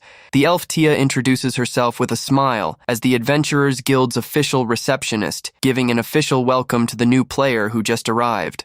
Habiel is completely frozen by the receptionist's insane beauty. While her stream chat starts blowing up with praise for the elf, Tia gently explains the massive perks of registering with the guild and sets the sign-up sheet down on the counter, telling her to sign without any fear. Spellbound by Tia's friendliness and hyped up by the praising comments in chat, the young streamer accepts right away and decides to sign up with the guild. Holding a classic quill pen, the girl writes out her signature on the paper, looking super focused to make her entry into the Adventurers Guild official. Tia congratulates the hero on signing up and hands over a starter kit holding silver coins, an identification scroll, and a spatial inventory bag. Habiel thanks her with tons of enthusiasm and warmth, and Tia gently pats her head with a cute smile, leaving all the stream viewers dying of jealousy. From high up on a village rooftop, the supreme mage Jin Woo watches the movement on the busy streets, keeping a close eye on the first steps of the new adventurers through a mental text message. Tia tells her master that she just met the cute Habiel and confesses that her adorable look makes her want to tease her. The sadistic elf keeps going, saying she can't wait to make her cry out of desperation, while revealing that they also summoned a pretty weird veteran hero. Pretty confused and anxious over the description, Jinwoo asks what she means by veteran hero. At the exact same second, heavy footsteps echo inside the guild. An insanely muscular man with pink hair tied up walks into the guild, yelling that he has descended to the world and demands that they bring him noodles and booze. Tia is left completely speechless, a look of pure panic and confusion on her face as she stares at that bizarre figure standing right in front of her counter. The elf desperately alerts Jinwoo that some seriously weird people are showing up, leaving the young mage lost for words and laments that the game's tone is ruined. A massive wave of chaos starts spreading through the guild, with players eating quest papers and rolling down the stairs, leaving the staff members in total despair. A new notification reveals that the playful hero just unlocked the title of Troublemaker for managing to annoy the elf Tia, though the title has absolute zero special functions. Completely wiped out and defeated by all that chaos stirred up by the crazy players, the poor receptionist collapses, sitting down on the guild floor. With a dark look and her fists clenched in anger, Tia promises herself that one day she'll see all those problematic heroes crying tears of regret. With a creepy smile and sweating from pure rage, the elf says she'd make any sacrifice, including tearing their hair out, just to see the heroes suffer back on Earth. The news that Jinwoo's virtual reality game is 100% real spreads like wildfire, causing a gigantic uproar across every news outlet in the world. Several content creators who bashed the project earlier start public broadcasts, bowing down to offer sincere apologies to everyone. The impact of the news is so devastating that governments in multiple countries start airing emergency programs. Since everyone realized the massive scale of that tech world, leaders understand that if they don't jump on this technological evolution immediately, their nations will be left in the dust and forgotten forever. A week after the triumphant launch of Arslan's saga, Jinwoo walks excitedly into the FS Games office and wishes a good morning to all the employees. A female employee asks if he saw the line of billboard trucks parked out in front of the building, blasting ads from major corporations that want to ink partnerships. Jinwoo looks out the window and confirms that the truck traffic has been heavy every single day, while director An approaches with a smile holding his coffee. An mentions excitedly that the demand for the login device is massive, and that they won't stop getting calls from big companies interested in the project. The director asks when they'll kick off the second wave of sales for the hardware, and the young president answers that they're going to open pre-orders with 50,000 units. Jinwoo thinks, with determination, that with 50,000 heroes on the server, they'll finally be able to push forward into the first phase of development for the planet Arslan. He lets him know that they'll soon start the main story updates, getting the director hyped up over the reveal that the hero Leon will finally make his debut. An asks anxiously if he can greenlight the plans to manufacture themed merch for the handsome hero Leon, like keychains and figures. Since sales success is a lockback in Arsalan, Jinwoo appears dressed in Leon's shiny armor set and checks himself out in the mirror, looking pretty uncomfortable with his new look. Looking carefully over his reflection in the glass, Jinwoo is forced to admit that the body for the hero Leon actually turned out ridiculously handsome and attractive. He gets pretty embarrassed over catching himself admiring his own looks and snaps angrily for Tyrus to knock on the door before suddenly bursting into the room without warning. Tyrus ignores the complaint and whispers in a theatrical way about the melancholy inside Prince Leon's eyes, making Jinwoo sigh as he sees she's going to keep up the acting. The young mage spins around quickly from the mirror and desperately begs the elf to stop acting in that dramatic, goofy way in front of him. Tuning out his request, Tyrus gets even closer with a dark look and recites dramatic lines about him being a traveler with sad eyes who carries the weight of tragedy. Right after, she asks in a theatrical tone if the benefactor would care to hear her tragic tale, forcing Jinwoo to beg her to drop that exhausting voice. Pretty tired of the acting, he asks if there's any hunting ground nearby where the heroes can train, but the elf says she doesn't know of any good spots. The guy grumbles about the lack of free territories to hunt in and decides to walk toward the exit to sort out the situation with his own magic skills. The scene shifts to focus on the Supreme Mage's footsteps as he heads down the palace stairs in a hurry. Determined to find a quick fix for the new heroes, Jinwoo suddenly pops up in the middle of a corrupted, blood-red desert under a gloomy sky where purple lightning bolts and shadow monsters are thrashing around violently all over. A gigantic blood moon shines in the dark sky of that corrupted zone, highlighting the hostile and dangerous environment where the strongest monsters usually hang out. Several shadow creatures attack the young man out of nowhere, but he blocks the strikes with ease by casting blue magic energy barriers all around himself. The Supreme Mage bats away the attacks and thinks to himself that this corrupted place still stays extremely creepy and unpleasant to visit, raising his magic staff. He cracks a joke about the local monster's lack of hospitality and decides to announce his arrival in a way that nobody around can ignore. Jinwoo slams the butt of his staff hard against the dirt of that corrupted land, throwing off a massive blast of concentrated energy to get everyone's attention. The impact of his attack unleashes a devastating storm of golden flames that sweeps across the entire area, wiping out the smaller monsters in a single instant. The young mage calmly looks over the massive crater left behind by his high-level spell called Doorbell, used purely to summon the regional supreme leader. A purple mist rolls in alongside gigantic, sharp teeth, and a creepy laugh echoes out, warning the mortal that there was no need for such a loud scene just to announce his coming. The gigantic Lord of Corruption, covered in glowing red eyes, reveals himself from the shadows and asks if the mage finally came back to hand over his soul for good. Jinwoo looks at the hideous monster and remembers with sorrow how all the noble priests and paladins from the past had their souls torn apart by that cruel being. The guy recalls how that terrifying, lonely battle from the past was crushing and painful for him, resulting in his unavoidable defeat in the face of the corruption. The giant monster orders him in an arrogant tone to accept his fate, questioning just how long the mage thinks that weak barrier of his will manage to shield him. Instead of showing any kind of fear in front of the colossal threat, the Supreme Mage just lets out a slight, confident smirk from underneath his dark hood. The Lord of Corruption gets furious and demands to know what's so funny, but Jinwoo calmly answers that he was just thinking about how pathetic that creature really is. He points his finger and explains that, as the ruler of corruption, the monster is locked down to the center of his own territory and doesn't have enough strength to move out of that spot. The creature roars with rage at the cocky brat and asks if he crawled all the way out here just to mock him, but Jinwoo answers that he doesn't have free time to waste on him. Brushing off the giant monster's fury, the Supreme Mage starts scanning the surroundings with his glowing eyes, looking for something specific in the valley down below him. He looks out toward a massive canyon overrun by hordes of red monsters and celebrates quietly to himself, realizing he finally found what he was looking for. The system focuses on the status of one of the monsters, revealing it to be a level 10 corrupted goblin that carries a deep hatred against every single existing form of life. The Lord of Corruption laughs mockingly and says, trying to wipe out those pests is completely useless, since any creature inside his zone regenerates super fast.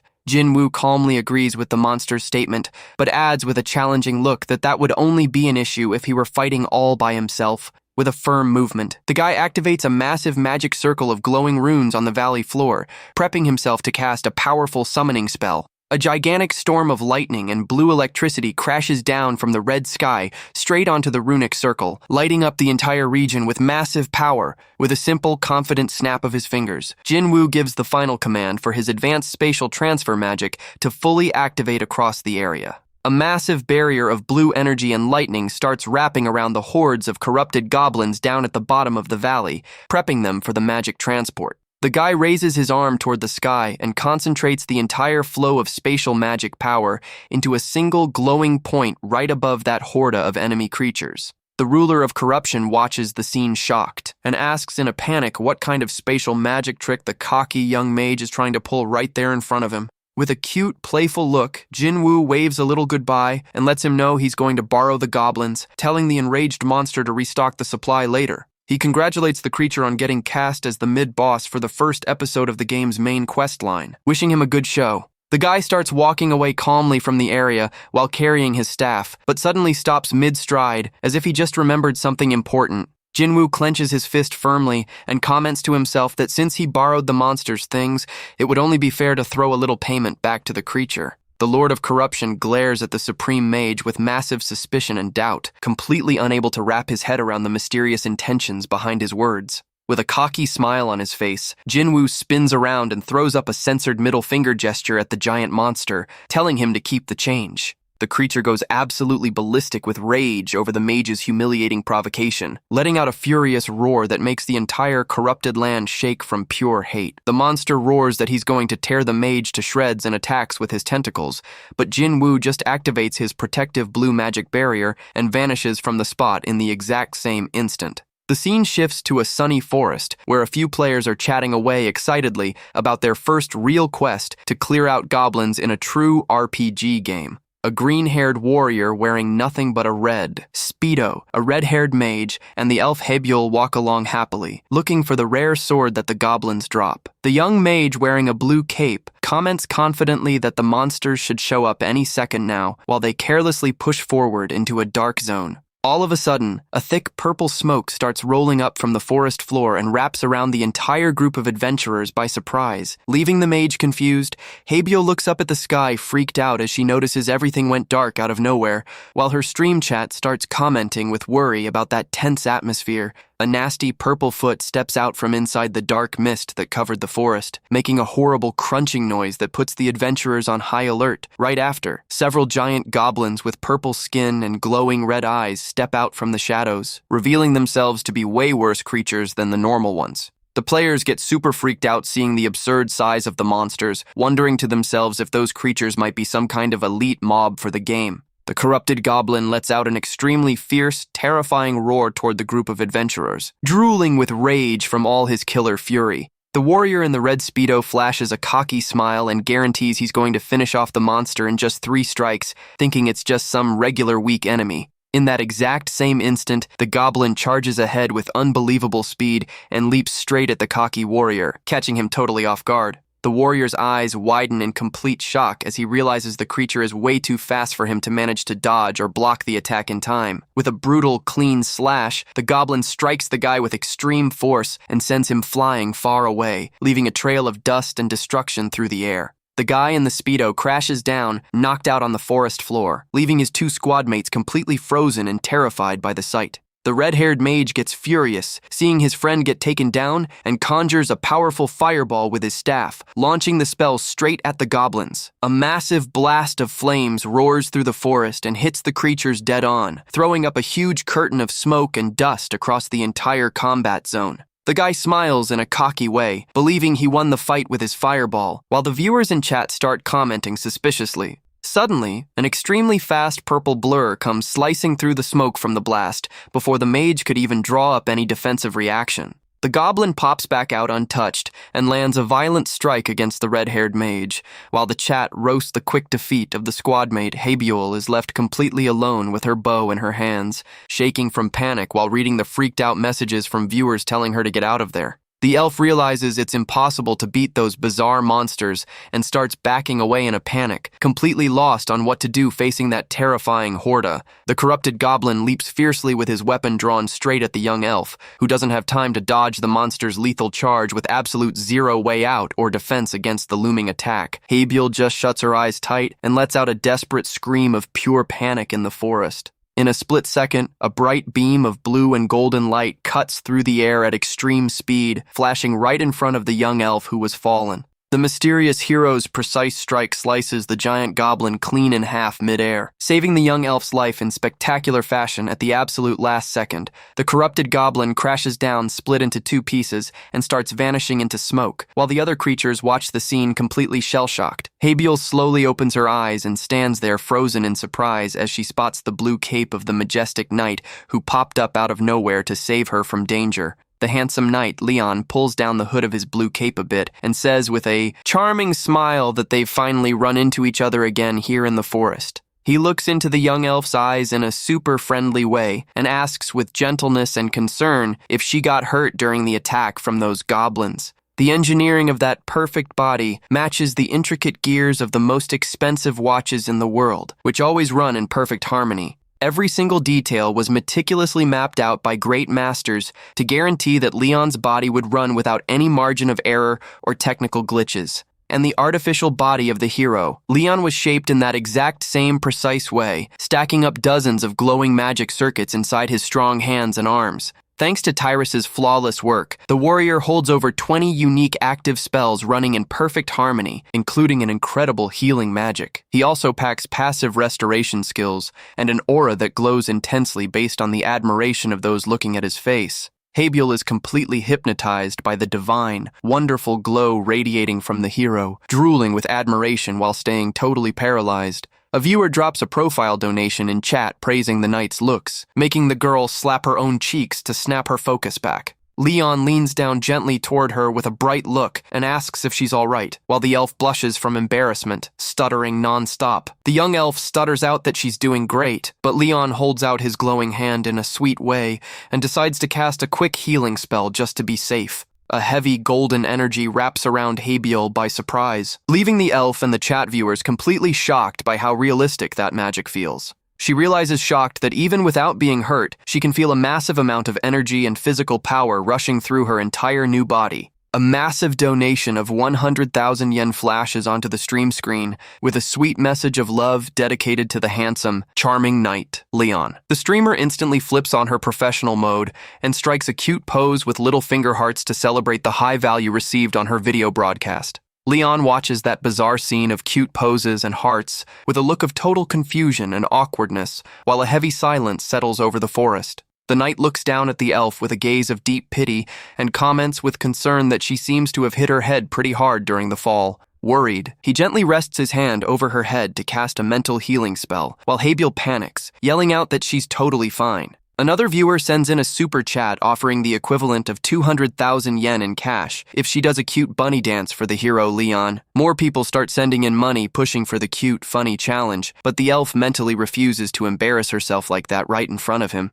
Watching the broadcast from afar, using his mage control panel, Jin Woo finds the whole situation hilarious and decides to mess with the girl's embarrassment a bit. He tweaks the system and offers an absurd reward of 5 million yen for the challenge, leaving the elf completely shell-shocked by the amount. Habiel totally loses all grip on her sanity, facing that much cash, and lets out a weird sound from her mouth before completely giving in to the prize won over by the massive value. She raises her fingers mimicking bunny ears and starts doing embarrassed little bunny hops right in front of the confused knight. She keeps hopping and singing about the surprise entry of Bunny Habiel, sweating from pure embarrassment under Leon's frozen stare. Unable to take the embarrassment for another second, she drops to her knees covering her face and begs him not to look, while Leon concludes she really needs medical help. The knight holds out his hand with sweetness and proposes taking her to a safe spot, while the elf cries, swearing that her head is perfectly fine. That epic moment of cute embarrassment goes totally viral online, shattering historical view counts because of the streamer's hilarious reaction.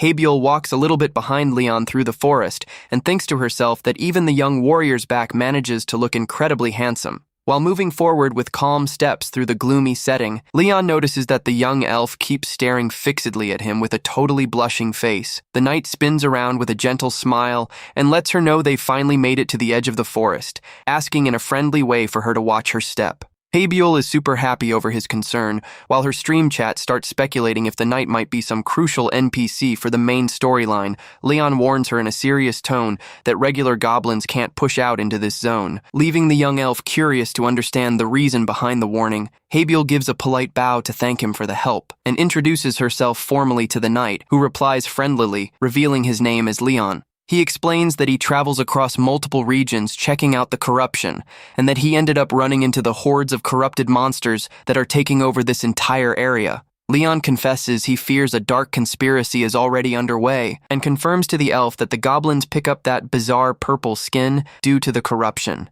With his eyes glowing with blue flames under the knight's identity, Jinwoo analyzes Habiel's stats once again to get a better grip on her strengths. He sees that her rank S affinity with NPCs is so absurd that she pulls unique perks with total ease. Concluding that she's going to be the center of the raid expedition, Jinwoo clenches his fist firmly and says in character, as Leon, that his own strength won't be enough to hold back the dangers that are about to burst across Arsalan. Leon holds out his hand to the girl and presents the main quest to defeat the corrupted goblins through the guild, which demands pulling together 200 people. Habiel is left in total shock, realizing she finally received the game's legendary main quest line and that she'll need to recruit a massive raid group. She wonders with concern if it'll even be possible to round up 200 adventurers since everyone seems pretty busy gathering herbs or exploring the outskirts. The elf clenches her fist with massive determination and decides she's going to do whatever it takes to clear that tough task. Since it's a direct request from Leon packed with enthusiasm, she grips the handsome knight's gloved hand with both of her own, officially locking in that important hero's pact inside the game. Habiel yells out, blushing and full of determination, that she'll do her absolute best on the mission, making clear all her devotion to live up to the knight's expectations.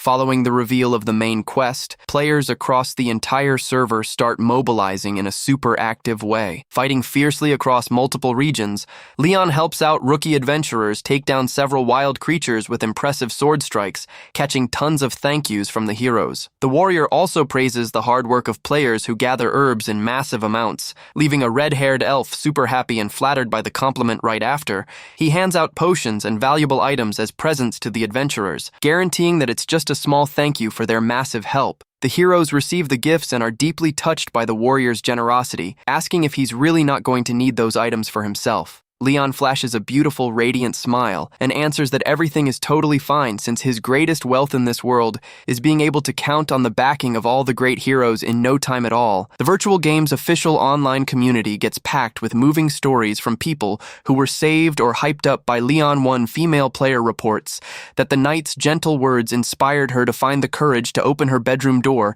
and reconnect with her family after a long time. She hugs her mother, crying out of regret over lost time. While the moving story touches every other guild player across the virtual forums, the young warrior girl celebrates that now she's a true heroine in Arsalan and that she's not going to give up the fight, catching tons of backing and praise from other players. Back on Earth, Jinwoo smiles satisfied at his computer, seeing that all his grinding paid off and that the game's raid group is going to fill up fast. Meanwhile, back in his supreme mage body in Arsalan, the guy decides to walk in a hurry and focus on speeding up his planet development plan a bit more. He heads down imposing dark stone stairs while wielding his runic staff, walking firmly toward the central control core of the mage's tower. The massive doors to the runic control hall slide open automatically with a heavy thud, revealing an environment packed with energy and arcane spells. He walks down to the center of the large lab where the elf Tyrus was already waiting for him, right next to the massive mana generator floating in the middle of the luxurious hall.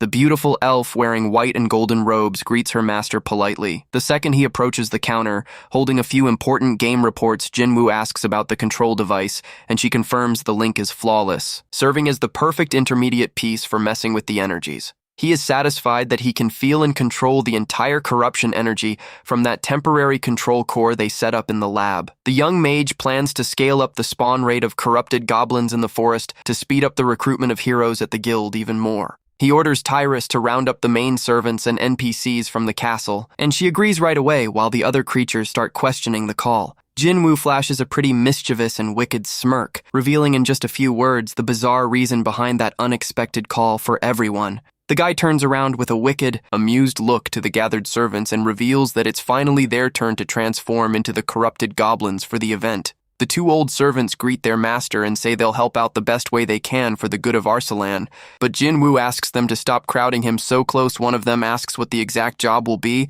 and Jinwoo says Tyrus should have explained, deciding to tell them everything as soon as the elf Tia hits the spot too. Tia suddenly speaks up right up close to his ear, saying she's already there, startling the guy who hadn't noticed her silent, fast approach. Seeing Tia's face looking extremely wiped out, dark and carrying massive bags under her eyes from exhaustion right next to him, Jinwoo lets out a desperate scream of pure panic. The guy gets furious over the scare and complains to her about invading his personal space in that bizarre way, claiming he almost checked out from fright over that face. He sits down and asks out of curiosity what happened to her over at the Adventurers Guild, and if something ended up going wrong during the village event. Tia flops onto the couch, completely drained and running on empty, venting with heavy sarcasm about her master's question regarding something going wrong at the gaming guild. The elf complains furiously that the heroes spent the entire day inside the guild pulling stupid jokes, and that one of them even unlocked the useless title of scammer. She yells out, losing her mind with rage, complaining about all the annoying actions pulled by the crazy players. While Jinwoo desperately begs her to cool down, Tia angrily demands that he stop burning precious magic stones on that nonsense, forcing the guy to give a nervous, weak laugh and apologize for the mess. Jinwoo tries to change the subject fast and asks the two freaked-out old servants sitting on the couch how the preps for the plan are rolling along. Halloran comments with concern that the heroes are already starting to get suspicious about his true identity. Even with him just acting normal in his own corner, Hasman agrees and complains that people don't know a thing but act like they own the truth, considering even wiping them out once and for all. Facing all that collective salt and the exhaustion of his servants, Jinwoo just sighs in silence, not knowing what to say. Tia asks what the call was for, and Darius confesses she didn't tell them anything earlier just to see everyone's reaction up close, showing off how unique she is. The young mage then holds out his hand and passes a modern gaming controller to them, asking in a simple way for them to take the device. Darius asks what that thing is, and Jinwoo explains it's a terminal to control the goblins and take down the heroes to help them grind out experience. The elf complains insulted over having to control such filthy creatures, and on top of that, get beaten and stomped on by the heroes in the process. Jinwoo insists that this is necessary for Arsalan, explaining that the heroes need to get taken down so the raid group forms up way faster. He adds that the ones getting stomped are actually going to be the heroes since they always respawn anyway, and asks the elves not to hold back when taking them on. Tia decides to accept the task and cracks up, saying she's going to wipe every single one of them out, leaving the Proto freaked out by her dark tone. Darius thinks the look of the controller is pretty curious and asks how she's supposed to use it, making the guy step right up to explain how it works. Jinwoo teaches her that the left stick moves the character and the right button pulls the action, guaranteeing that the simplified layouts are super easy. He makes a hand gesture to fire up the broadcast screen in midair and asks in a friendly way for the elf to run a test with the controls. A bit nervous and hesitant with the new tech layout, Darius hits the buttons on the device and asks if she's doing everything the right way. She gets super excited seeing that the purple goblin on the screen actually moved through the forest, following the direction she pressed on the controller. Jinwoo praises her skill, and Darius gets hyped up, saying she's going to give the heroes plenty of motivation to form up the grand raid force in no time. Halloran catches her excitement and asks if she's liking it, and Darius admits it feels awesome to be able to control someone exactly how she wants. The two servants also ask to join in, claiming they have plenty of free time and tactical experience, and the mage readily agrees to hand over the controllers. The group has a blast gaming together on the couch, celebrating the monster's moves and the chance to finally share this moment. While the servants laugh out loud and comment on the bizarre look of the creatures on screen, Jinwoo just watches them in silence with a sweat drop. The guy decides to log that rare, fun moment, making a hand gesture to activate the camera on his viewing system. A beautiful photo is captured, logging the massive happiness of his servants, while they game together in a super chill way, inside the grand hall. Back on Earth, the young man sets that fun photo of his in-game servants as the brand new lock screen wallpaper on his smartphone. He looks down at his phone screen with a super affectionate, satisfied smile, feeling very happy with his companion's joy. He knows that as soon as the corrupted goblin gets taken down, the first phase of the invasion will be unlocked, marking the official kickoff for the first episode.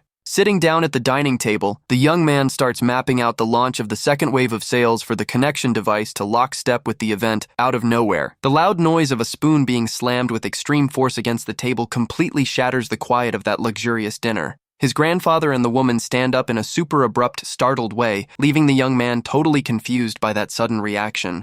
The two relatives bow their heads in a deep sign of respect before the family patriarch, who holds a super serious, imposing expression. Without dropping a single word, the old man steps away from the dining table with firm, fast strides, leaving a super heavy atmosphere inside the massive hall. Holding his silverware, the guy wonders what on earth just went down right there before the scene flips straight back to the incredible world of Arslan. Over in the village, a warrior yells at the top of his lungs, calling people out for the goblin hunt and looking for strong players to fill the squad. The players chat away excited about the guild invites. While one adventurer cries desperately over losing a whole 10 hours of progress, Jinwoo walks through the busy village and looks in a pretty intrigued way at the large stone statue that stands out right in the middle of the square. The guy is left completely puzzled and wonders what on earth is going down around here as he notices the heavy commotion and chaos inside the game village. Suddenly, a corrupted goblin comes charging out in a super aggressive way, wielding a large wooden club and letting out a fierce yell. The armored warrior calls for immediate support from Tyrus, who steps right up to help out while blasting fire magic against the purple creature. The warrior shields himself and complains, baffled, asking since when those little purple-skinned creatures have been able to cast magic. The goblin lands a devastating strike with his club against the ground while letting out a bizarre shout, leaving the warrior and Jinwoo pretty shocked. Controlling the monster from the booth, Darius laughs out loud in a super sadistic way, openly mocking the heroes for not being able to handle her attack. The two elves celebrate with a hyped-up high five over their solid attack combo. While the Proto realizes exactly who was backing all of that chaos, Darius spins around to face him, her face completely pale and carrying deep, dark circles under her eyes. But still keeping a bizarre smile while gripping the controller, Jinwoo sees that the faces of all four servants are totally drained of energy and wonders to himself if they spent the entire night gaming non-stop. He thinks with concern that this looks less like helping out the heroes and more like pure torture, but tries to convince himself it's just his imagination. The monster yells on screen, celebrating pulling another idiot hero, making the mage 100% sure that they are actually torturing the squad. While Darius yells out laughing in an insane way for everyone to just pass away, Jinwoo spots an alert warning that the goblin stats just got updated. The system screen reveals that the creature leveled up to 10 with the title of Hero Hunter, displaying a record of several recent kills. Shocked to see the pile of bodies from defeated heroes, Jinwoo wonders with concern just how many people that terrible goblin has managed to eliminate Halloran alerts that it's time for them to pull that move, and Darius agrees super excited, saying she had almost forgotten the most important part. On the broadcast screen, the terrible goblin's leg steps with heavy force right on top of the defeated body of a fallen warrior, glowing in blue light. On the stream, the purple goblin's hairy foot keeps pressing down firmly on the head of the defeated player, who is still pinned to the dirt. Right after, the monster starts doing teabag squats while holding his club in a mocking way right over the fallen hero, scaring everyone looking on the other players. Watch the scene shocked and pissed off, yelling out outraged over how those toxic monsters are completely out of their minds. Inside the booth, Darius keeps laughing in a wild, sadistic way, mocking the players and saying they can do absolute zero about it. Jinwoo watches the elves' sadistic behavior and wonders, intrigued where on earth they managed to learn to act in such a bizarre way. Even finding all of that weird, the guy flashes a slight smile and concludes that it's going to serve as an awesome kick in the pants for the players. A short while later, the payoff of the plan shows itself flawlessly, with a massive crowd of armed heroes gathering furious in the center of the village. The impact of the goblin's actions spreads way faster and heavier than expected, mobilizing heroes from all over the place. Leon walks in an imposing way through the area with a subtle smile and thinks to himself that now the grand plan has finally kicked off for real. With his blue cape catching the wind under the bright sunlight, the handsome knight pushes forward firmly, locking down everyone's attention in the square. He shows off a super confident, determined look, warning out loud that the time has finally come for them to head out to the grand battle. The elderly blacksmith looks seriously at the warrior Ururugom and asks if he's really determined to keep chasing his dream. Ururugom complains that the blacksmith talks too much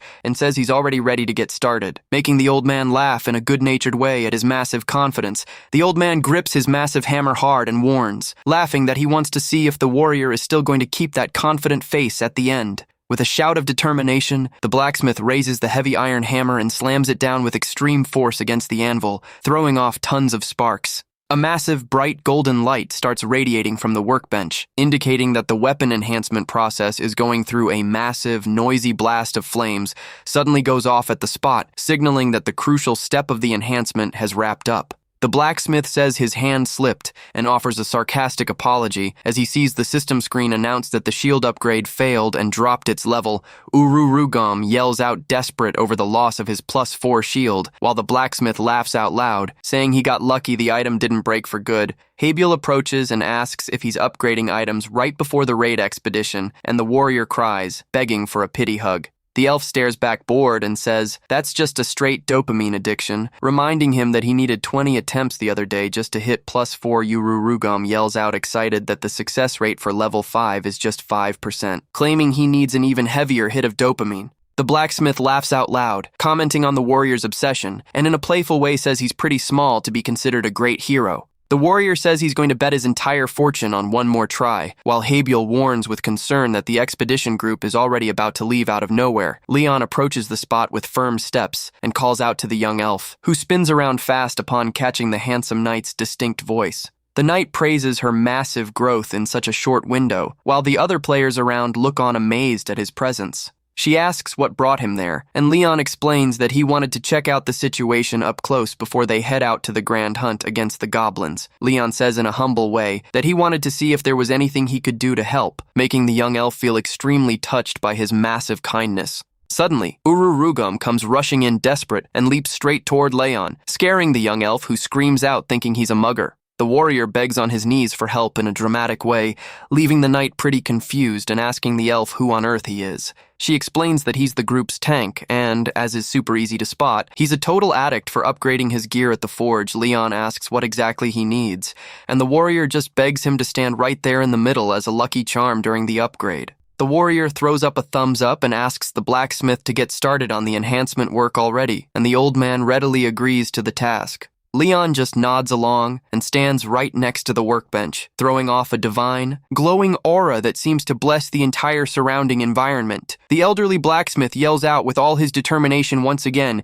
and raises his massive, heavy hammer to land the grand final blow on the gear. The violent impact of the hammer against the metal throws off a loud bang and a blast of shiny sparks, concentrating all the enhancement energy. A gigantic, imposing column of golden light bursts from the bench and shoots straight up into the sky, leaving all the surrounding heroes in a state of complete shock. The wooden shield now burns with golden flames, and the system announces the enhancement success to level +5, making the warrior scream with joy. Ururugam celebrates yelling as he sees a red message pop up on the system screen, indicating that he pulled a legendary rank substat. He bows over and over, thanking the knight for being his lucky charm, while the guy chuckles awkwardly, saying he didn't really do anything special. The dwarf starts mocking Habiel, proudly showing off his new shield, leaving the young elf extremely irritated and growling from pure envy. Suddenly, a donation challenge flashes onto her stream screen offering 1,000,000 won if she manages to upgrade a weapon to level 5. With her eyes burning with fire, the elf begs Leon to be her charm too, and the gentle knight agrees, saying he'll be rooting for her. She hands over her hunter's bow and asks with tons of enthusiasm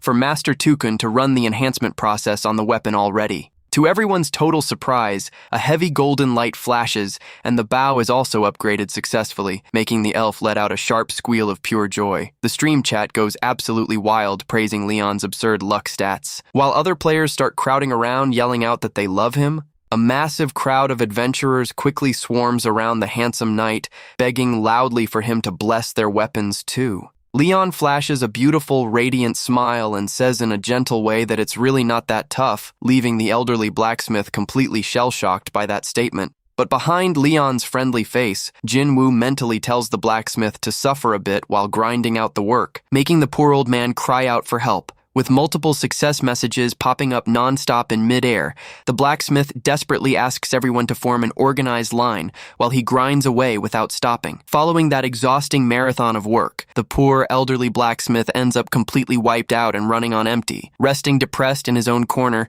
Habiel praises their massive luck streak. While the knight says in a modest way that the success is purely down to the blacksmith's excellent professional skill, The squad's bard suddenly pops up super enthusiastic and celebrates out loud upon learning that his friends managed to upgrade their gear with such massive success. He proudly reveals that he even wrote a special song to celebrate the grand achievement and asks in a hyped-up way if everyone would like to hear it right now. Leon catches the weird singing and asks confused if they know him, making the young elf explain awkwardly that the bard ended up joining the party earlier. She adds that his music is so bizarre that when he's around, even the corrupted goblins steer clear and run away, freaked out. Seeing the elf suffering in the past due to her sensitive hearing, Leon understands the reason why the bard seemed to tune out all his calls lately. However, while watching the bard play with such heavy passion, the knight notices that the color of the guy's soul looks extremely familiar and known to him. He looks back on his own brother on Earth, and the system displays the bard's talent, revealing his unbroken dream of hitting stardom that got completely crushed. In total shock over the mind-blowing discovery, Leon covers his face with his hand, while the elf asks with concern what's wrong, and he covers it up saying it's nothing. Out of nowhere, Leon spots two powerful heroes arguing in the square, with the red-haired warrior girl demanding to lead the expedition and telling the ranger to follow her without any complaining. The ranger snaps back with mockery that hunting dogs really should run out front, leaving the red-haired warrior girl completely furious at his audacity. The bearded man with the handle life hunter taunts her, saying he'd love to crush anyone who lives life talking too much without thinking about the fallout. The red-haired warrior girl grinds her teeth with rage and threatens that she's going to knock all his teeth out if he keeps taunting her with that high and mighty tone. Leon steps in calmly, asking them to save their strength to face the goblins, making both heroes look embarrassed over the fight. However, looking closely at the faces and behaviors of those two fighters up close, Leon suddenly feels like they also look extremely familiar to him. He is left in complete shock as he realizes the two brawling heroes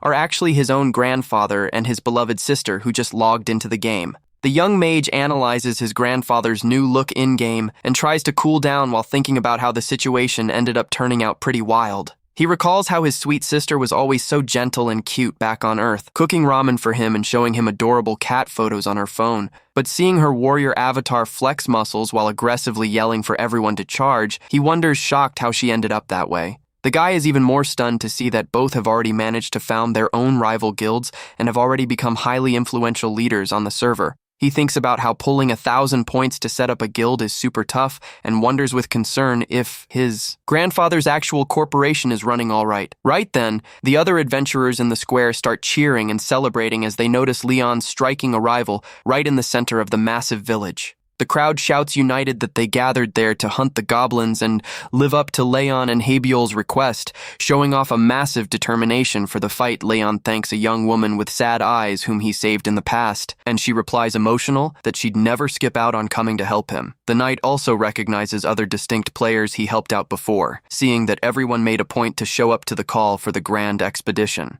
Hearing Leon call her name with affection, one of the warrior girls gets extremely emotional and blushes, feeling super special in front of the whole group. He praises everyone's growth and says it'll be a massive honor to fight alongside them, asking in a polite way if they'll grant him that grand privilege. The heroes yell out hyped up in response, confirming their total backing, and raise their weapons to the wind, ready to march together straight into danger. Happy with the united response from all the fighters, Leon flashes a slight smirk and commands in an imposing way for the grand expedition to begin. Under the watchful gaze of the guards on the ramparts, the knight leads the march of the massive troop of heroes pushing forward firmly toward the village's grand gates. Positioned right at the stone gateway exit, the guard captain yells out loud, calling down all her knights for a salute. She draws her shiny sword and orders a grand military salute in honor of the heroes heading out to the dangerous mission against the enemy hordes led by Leon of the Sword of Light. The massive raid force made up of over 800 heroes marches firmly toward the dangerous enemy territory. Under the imposing send-off from the village knights, the massive army of players pushes forward bravely, stepping straight into the gloomy corruption zone. The setting quickly flips to a sinister forest of dead trees under a blood-red sky, where the purple mist of the corruption rules the entire environment. Ururugam strikes a salute pose and comments super excited about how the area's tense atmosphere is getting the players even more hyped up. Another warrior agrees and jokes around saying the beautiful, creepy view almost makes him want to grab a drink. Offering some fruit wine to his friend, the bard quickly scribbles in his notepad, claiming the gloomy setting brought him heavy inspiration, while a squadmate begs him to stop right there. Seeing the heroes chatting and laughing in such a chill way, Leon notices that their attitude isn't all that serious since they just see everything as a game. However, he prefers it that way, so it doesn't look like forced labor. Planning to keep helping them grow before getting called by his servant Darius gets in touch, letting him know they finished checking out the heroes and rerouted the energy. Warning excited that the goblins are way stronger now. She adds that the other servants have already prepped, and that all the townsfolk are watching everything from the secret base while gripping their controllers. The knight answers, satisfied that everything is great, and warns in a subtle way that the enemy creatures should pop up in that area at any moment. All of a sudden, a heavy, gloomy mist starts spreading fast across the entire forest, marking the official kickoff for the 5th round of the event. As they notice the visibility drop drastically and the air turn extremely icy, the heroes start slowing their pace, pretty confused. The adventurers complain that the smoke got way too thick and that they can't spot the path. Admitting that the event feels a lot more serious now, Leon warns in a serious tone that the corruption is hitting the entire region, leaving the young elf intrigued by the warning that something is acting on the barrier. While slimy, purple-skinned creatures start writhing inside the mist, the knight alerts that an extremely powerful force is interfering right there. Suddenly, a massive purple hand bursts from the smoke and grabs Leon with extreme force, leaving the knight in total shock while trying to command the group to fall back. Leon quickly draws his sword and blocks with a ton of effort, a surprise attack coming from right inside that heavy, mysterious purple mist. The knight yells with urgency, telling all the heroes to fall back immediately, alerting them that this is a massive ambush from the mist. While they try to pull back, huge purple tentacles shoot out from the mist and try to pin them down, making people scream out, freaked out by the ritual. Ururugam and Habiol fall into total despair, completely lost on what on earth is going down with that drastic, terrifying shift in the setting. The young elf stares fixedly up at the sky with wide eyes, left completely frozen as she notices what is forming up in the heavens. Black clouds and currents of dark energy start packing together in a violent way, blocking out the sun and creating a terrifying tone in the forest. Out of nowhere, a massive, shiny sword of golden light is driven with extreme force into the dirt. Unleashing a wave of energy that drives back the darkness, Leon pops up wielding his glistening sword with determination and lets out a battle cry, using all his shiny energy to shield the heroes. A spectacular, booming blast of golden energy sweeps across the entire battlefield, temporarily clearing the purple mist all around them. The knight asks if everyone is all right, and the elf thanks him relieved. But the red-haired warrior girl quickly points upward, telling everyone to look alive. With a super serious, locked-in gaze, the red-haired warrior girl warns in an alert tone that there is something terribly wrong going down in the sky. Above them, the sky turns completely blood red, and the sun gets blocked out by a massive black orb, creating the terrifying image of a dark sun. The adventurers watched jaw-dropped and freaked out at the black sun glowing up high, feeling like a massive danger is about to pop up at any single moment. The heavy, rhythmic beat of war drums starts echoing in a threatening way through the area, driven by a purple goblin hand up on the ridges. Hundreds of corrupted goblins pop up at the top of the rocky ridges, letting out wild, bloodthirsty screams while slamming their drums. The army of purple monsters lines up along the ridges under the dark sun, making bizarre noises and bracing to kick off the massive charge. The heroes panic upon realizing the absurd amount of monsters, commenting freaked out that this just transformed into an actual war. Leon analyzes the situation with a super sharp gaze and concludes in a tense tone that all of this was actually a massive, calculated ambush. The red-haired warrior girl approaches pissed off and says that for them to draw up a plan this massive, it can only mean there's a traitor inside their group. The loud thud of heavy footsteps echoes across the battlefield again, cutting off the talk and drawing everyone's attention to the top of the ridges. The monster leader leaps from the rocks with a battle cry, while inside the booth, Darius smiles with malice and braces to unleash the next wave of attacks. He knows the heroes still aren't prepped to take on the ancient evil dragon and thinks with concern that their chances of hitting a win are absolute zero. Blaming himself for putting the adventurers in danger, the young knight starts concentrating his golden magic inside his hands to activate a secret technique, raising his glowing hand up to the sky. Leon warns in a heroic way that he's going to use all his strength to teleport the heroes back to safety. Multiple glowing runic circles start forming under the feet of every single fighter, kicking off the mass rescue process from the battlefield. The system displays the notice for Leon's rescue pull and alerts them about the extreme death penalties at the location, leaving the adventurers completely surprised. Habiel screams in a panic, asking what's going to happen to Leon if everyone clears out, but the knight just looks back at her with a serene gaze. He just flashes a beautiful, tender, comforting smile of goodbye, making the elf look at him with wide eyes of pure emotion and pain. Hebiel screams through her tears, saying she refuses to leave Leon alone and firmly declares she'd rather fight to the end, right alongside her beloved knight. The red-haired warrior girl also breaks the spell and yells out hyped up, saying a member of her guild never backs down facing filthy monsters, egging on the fight. The bearded ranger also refuses to run and raises his weapons smiling, calling his squad out for the hunt and promising to finish off every single goblin. The bard gets hyped up and says he's going to play a heroic track in honor of their grit, while the other heroes yell out that they won't back down for a single thing. Surprised by the adventurer's determination, Leon warns seriously that this battle is going to be way tougher and asks if they are absolutely sure about this. Hebiel clenches her fist and flashes a massive smile full of confidence and determination, answering with all the certainty of her soul that yes, they are going to fight. He thanks them emotional and declares that as long as the heroes refuse to give up, he'll stay right by their side, even if his own soul tears to pieces. With a synchronized, moving cheer, the entire massive force of heroes raises their shiny weapons to the sky. Bracing for the unavoidable clash, Jinwoo's grandfather and sister start glowing with a heavy golden electric aura and comment surprised over the absurd stat boost they just received. With his weapon pointed straight at the enemy horde, the handsome knight takes up an imposing combat stance, ready to lead the charge against the creatures. With a booming battle cry screaming out for Arsalan, Leon leads the heroic charge and runs out front right alongside the entire massive force of adventurers. Back inside the lab's control booth at the Mage's Tower, the guy watches the broadcast smiling and comments that now the event has officially kicked off for real. One of his servants asks Tia if the biggest danger in case the heroes fell back wouldn't be all of them ending up corrupted by the mysterious purple energy. Tia explains, smiling, that doesn't matter since they can't escape. Anyway, making the blacksmith praise the absolute genius of her rule, Designs Darius reflects in silence that the servants have probably already stopped expecting common sense from the players, but mentally admits her master was totally right. She concludes that those heroes coming from another world are true untamed beasts who fight bravely for Arsalan's survival inside the event.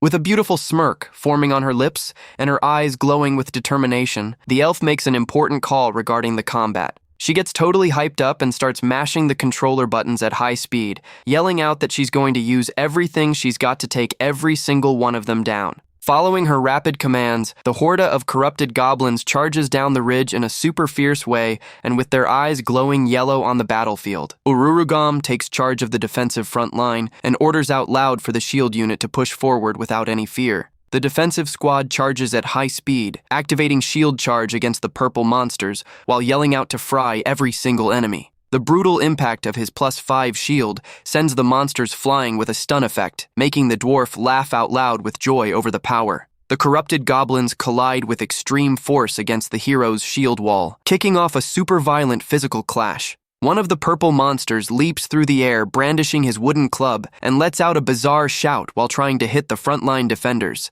The fighters grind as hard as they can to block the creature's heavy strikes, yelling out desperate for everyone to hold the line together. Unfortunately, one of the hero's defenses ends up getting shattered by a goblin's violent attack, making the warrior let out a cry of pain as he goes down. Another female warrior from the squad also gets hit dead on by a bone club to the back, yelling out in pain while the monsters keep pushing forward. Leon comes running up fast right behind them and alerts Ururugam that he's going to punch past the defensive line to strike the enemy hordes directly. The knight uses Ururugam's strong wooden shield as a platform to catch launch momentum. Jumping in an agile way toward the goblin army, Ururugam gives a shout of hype while launching the knight high up, sending Leon flying at extreme speed right above the battlefield. Up in the air, the guy braces to deliver a grand strike with his shiny sword and lets out a determined shout, concentrating all his light power. He hits the deck with devastating force, creating a gigantic blast of golden energy and electricity that sweeps away dozens of goblins all around.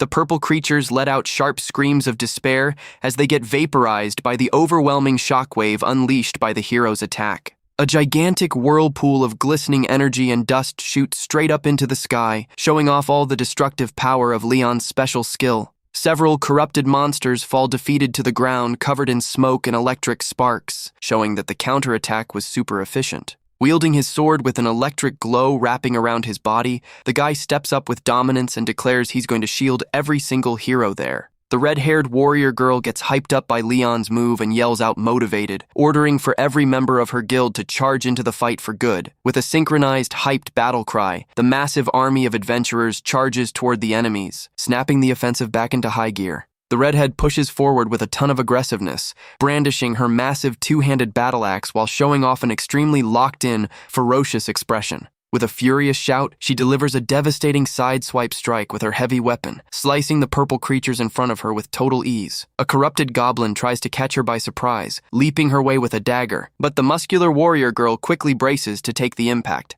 In a completely insane, brutal move, she delivers an extremely violent headbutt straight against the purple monster's face to stop him cold. The monster screams in pain from the impact, and the redhead takes the chance to slam him hard onto the dirt, showing off all her unmatched brawler brutality. Suddenly, another corrupted goblin comes charging right behind her, raising a large wooden club and letting out a wild shout to attack her. But before he can land the hit, two dead-on arrows pierce the purple creature's head at extreme speed, making the monster scream and drop dead. Right behind her, the bearded ranger lowers his long-range bow stance, revealing that it was he who just saved the warrior girl from the surprise attack. The two tap hands back to back in a silent sign of partnership, keeping their focus locked completely on the monster hordes that just keep coming. Habiel takes command of the back line and orders out loud for all long-range DPS units to immediately brace to fire. She raises her bow and orders the release of a massive volley of dead-on arrows, which slice through the air at speed to strike the horde of corrupted goblins.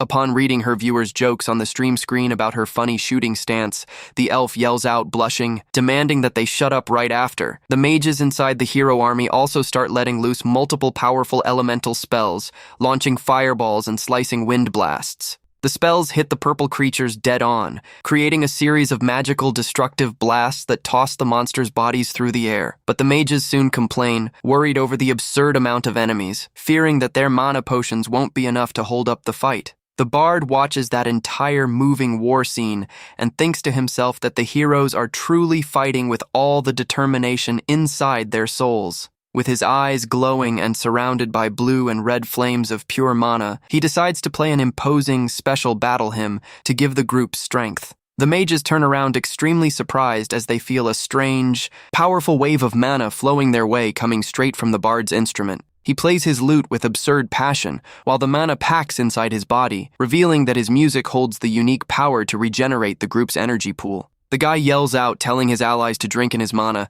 and lets them know all happy that he'll keep playing non-stop if that can give the hero army more strength. Powered up by the bard's heavy melody, the fighters push forward with even more juice and keep landing destructive strikes against the enemy. Horda Habiel aims with precision, while noticing relieved that thanks to everyone's united grind, they are managing to drive the enemy Horda back bit by bit. The red-haired warrior girl also gets confident and thinks that even with the massive amount of corrupted goblins, they really have great odds to hit a win. All of a sudden, a gigantic pillar of light and dust crashes down with extreme violence from the sky right in the middle of the battle, throwing multiple fighters and monsters far away. The heroes cough in the middle of the smoke, completely lost on what just fell from the sky in such a sudden way, standing totally shell-shocked as they look at the crater. Out of the dust cloud steps the terrifying figure of the powerful hero hunter, a giant elite goblin that lets out a sinister, threatening growl. The monstrous creature slams the deck with extreme force using his massive staff, releasing an extremely devastating shockwave of purple energy. The colossal impact clears the combat zone instantly, tossing multiple heroes and smaller goblins through the air facing the enemy boss's absurd power. Under Darius's sadistic command back inside the lab control booth, the powerful goblin leader's leg moves on screen to keep up the hero slaughter. The players fall into total despair upon seeing that the purple monsters defeated earlier are simply standing back up and coming back to life inside the mist. The adventurers complain, outraged, not getting how to beat an immortal horde of enemies, while the head count of survivors drops fast down to 600. The ruthless hero hunter keeps slicing down multiple fighters without any effort. Making the survivor tracker drop down to just 500 out of nowhere, Leon pops back out with his glistening sword and charges fast against the boss monster, declaring out loud that his true opponent is him. The terrifying goblin leader spins around toward the Knight of Light and lets out a monstrous roar of rage, bracing to kick off the most important duel. Leon and the terrible hero hunter collide their weapons with extreme force in midair, throwing off a massive blast of shiny sparks between them. The Knight of Light pulls a fast move and delivers a devastating spin/strike, wrapping the monster's body with electricity. While Leon keeps the boss distracted, the other goblins keep attacking the heroes, forcing them to fight desperately just to stay alive. Suddenly, the heroes start screaming and celebrating, hyped up as they notice Leon managed to defeat the dangerous hero hunter. The elite monster's giant body gets sliced clean through by the holy blade, collapsing out of strength right in the middle of the battlefield. The remains of the purple creature crash heavily onto the dirt while dark blood runs out, signaling the end of his terrible threat for the group. However, a bizarre purple smoke starts pouring out from the defeated monster's body, putting Leon and Habiel on maximum alert facing the glitch. Right inside the corruption mist, another monster face pops up showing off a bizarre, creepy, mocking smile, scaring the adventurers. The powerful hero hunter stands right back up, letting out a deafening roar of rage, showing that he was completely regenerated by the mist. Leon grinds his teeth worried, and Habiel asks in a complete state of panic, what on earth is going down with the monster's immortality? The knight points to the large dark column of energy off in the back and explains that the area's magic is spawning and reviving the monsters non-stop. He warns that they must destroy the red core at the center of the mana column, promising to carve open a path while the heroes head out for the attack. Habiel agrees, packed with determination, and yells out, motivated that they are going to destroy the energy column's core to wrap up that grand battle. Leon just nods along, showing a slight, confident smile, feeling pretty satisfied with the grit shown by the heroes. He yells out excited, hyping up the group, and leads the fast charge, running toward the gigantic dark column right alongside the entire remaining army. The horde of corrupted goblins charges furious to block the hero's path, letting out wild screams and bloodthirsty for more kills in the clash. Leon leaps into the air with all his shiny electricity energy and delivers a powerful slash strike to carve open a path in the middle of the enemies. The knight's blade of light slices the monsters with absolute ease, creating a safe passing line for the other adventurers to run through. He positions himself firmly right at the base of the colossal dark energy column and braces to deliver his final attack to destroy the place once and for all. The fighters yell out, alerting that the path is open, and run at high speed toward the runic core that floats in the center of the column. A corrupted goblin leaps toward Habiel, brandishing his club, but the elf quickly aims her arrow to drop him before getting hit. Leon suddenly pops up and blocks the strike to save the elf from the surprise attack, making the girl let out a gasp of fright over how close the danger got. The knight grinds his teeth hard upon feeling the purple corruption energy scorch his shoulder after blocking the surprise attack to shield the elf. Even wounded and running low, he shoves the girl forward with force to guarantee she keeps running toward the group's main objective. Running on empty due to the extreme fatigue and the wounds, Leon ends up dropping to his knees on the floor, leaving the elf desperate seeing the knight buckle. He looks back at her with a tired, wounded face, ordering in a faint but determined whisper for her to just keep running toward the core. The dwarf yells out, telling everyone to keep running without looking back, while the system screen reveals that only 192 heroes are left running completely out of mana or remaining potions. The surviving mages decide to use their last strength to unleash a massive self-destruct blast on the monsters. A series of devastating energy blasts swallows up the battlefield, drastically slashing the head count of living fighters down to just 42. Habiel grinds her teeth through the despair and the tears, running with every single bit of strength she has left toward the grand column of energy. The elf runs dead on into hundreds of corrupted goblins that are still guarding the base of the large runic column, blocking the direct path to the core. The ranger and the red-haired warrior girl pop up out front to defend her and order with determination for the elf and the bard to keep running to the very end. Habiel takes her stance and raises her bow, concentrating all her remaining mana to prep a powerful magic shot against the barrier core. She releases a glistening arrow that splits into dozens of bright green bolts of pure holy energy, raining down like a storm over the creatures. The storm of magic arrows pierces the surrounding corrupted goblins with surgical precision, clearing the final path the elf needed inside the booth. Tia watches the scene with a pretty amused smile and whispers in a sadistic way that they really need to destroy that red core. Several purple monsters leap at the exact same time with their sharp claws toward the young elf, trying to stop her final push at any cost. Jinwoo's grandfather and sister use their bodies to block the creatures and save the elf, leaving just 2 survivors on the system tracker. The ranger yells out, telling the elf not to stop so that Leon's and the group's sacrifices won't have been for nothing, catching a firm nod from the redhead. Packed with all the determination he has left, the bard runs at high speed, launching his body into the final jump toward the grand core. He and the young elf leap into the air together, delivering their final strikes in sync with all the power of their souls against the boss's runic barrier. Their combined attacks hit the large red crystal dead on at its weak point, concentrating all the group's energy into that single impact. A massive crack starts spreading fast across the entire surface of the huge runic core, signaling that the enemy barrier has been shattered. The red crystal shatters into 1,000 pieces of dark energy, and the surviving heroes celebrate relieved upon realizing they managed to destroy it. But all of a sudden, a mysterious and terrifying skeletal hand shoots out from inside a green mist, with a dark voice mocking that nothing was over yet. The faces of the ranger and the red-haired warrior girl turn completely frozen from pure panic and surprise at that unexpected, terrifying twist. The terrible, imposing lich rises right in the middle of the battlefield, declaring with a piercing, terrifying glare that not a single one of those heroes will leave that place alive.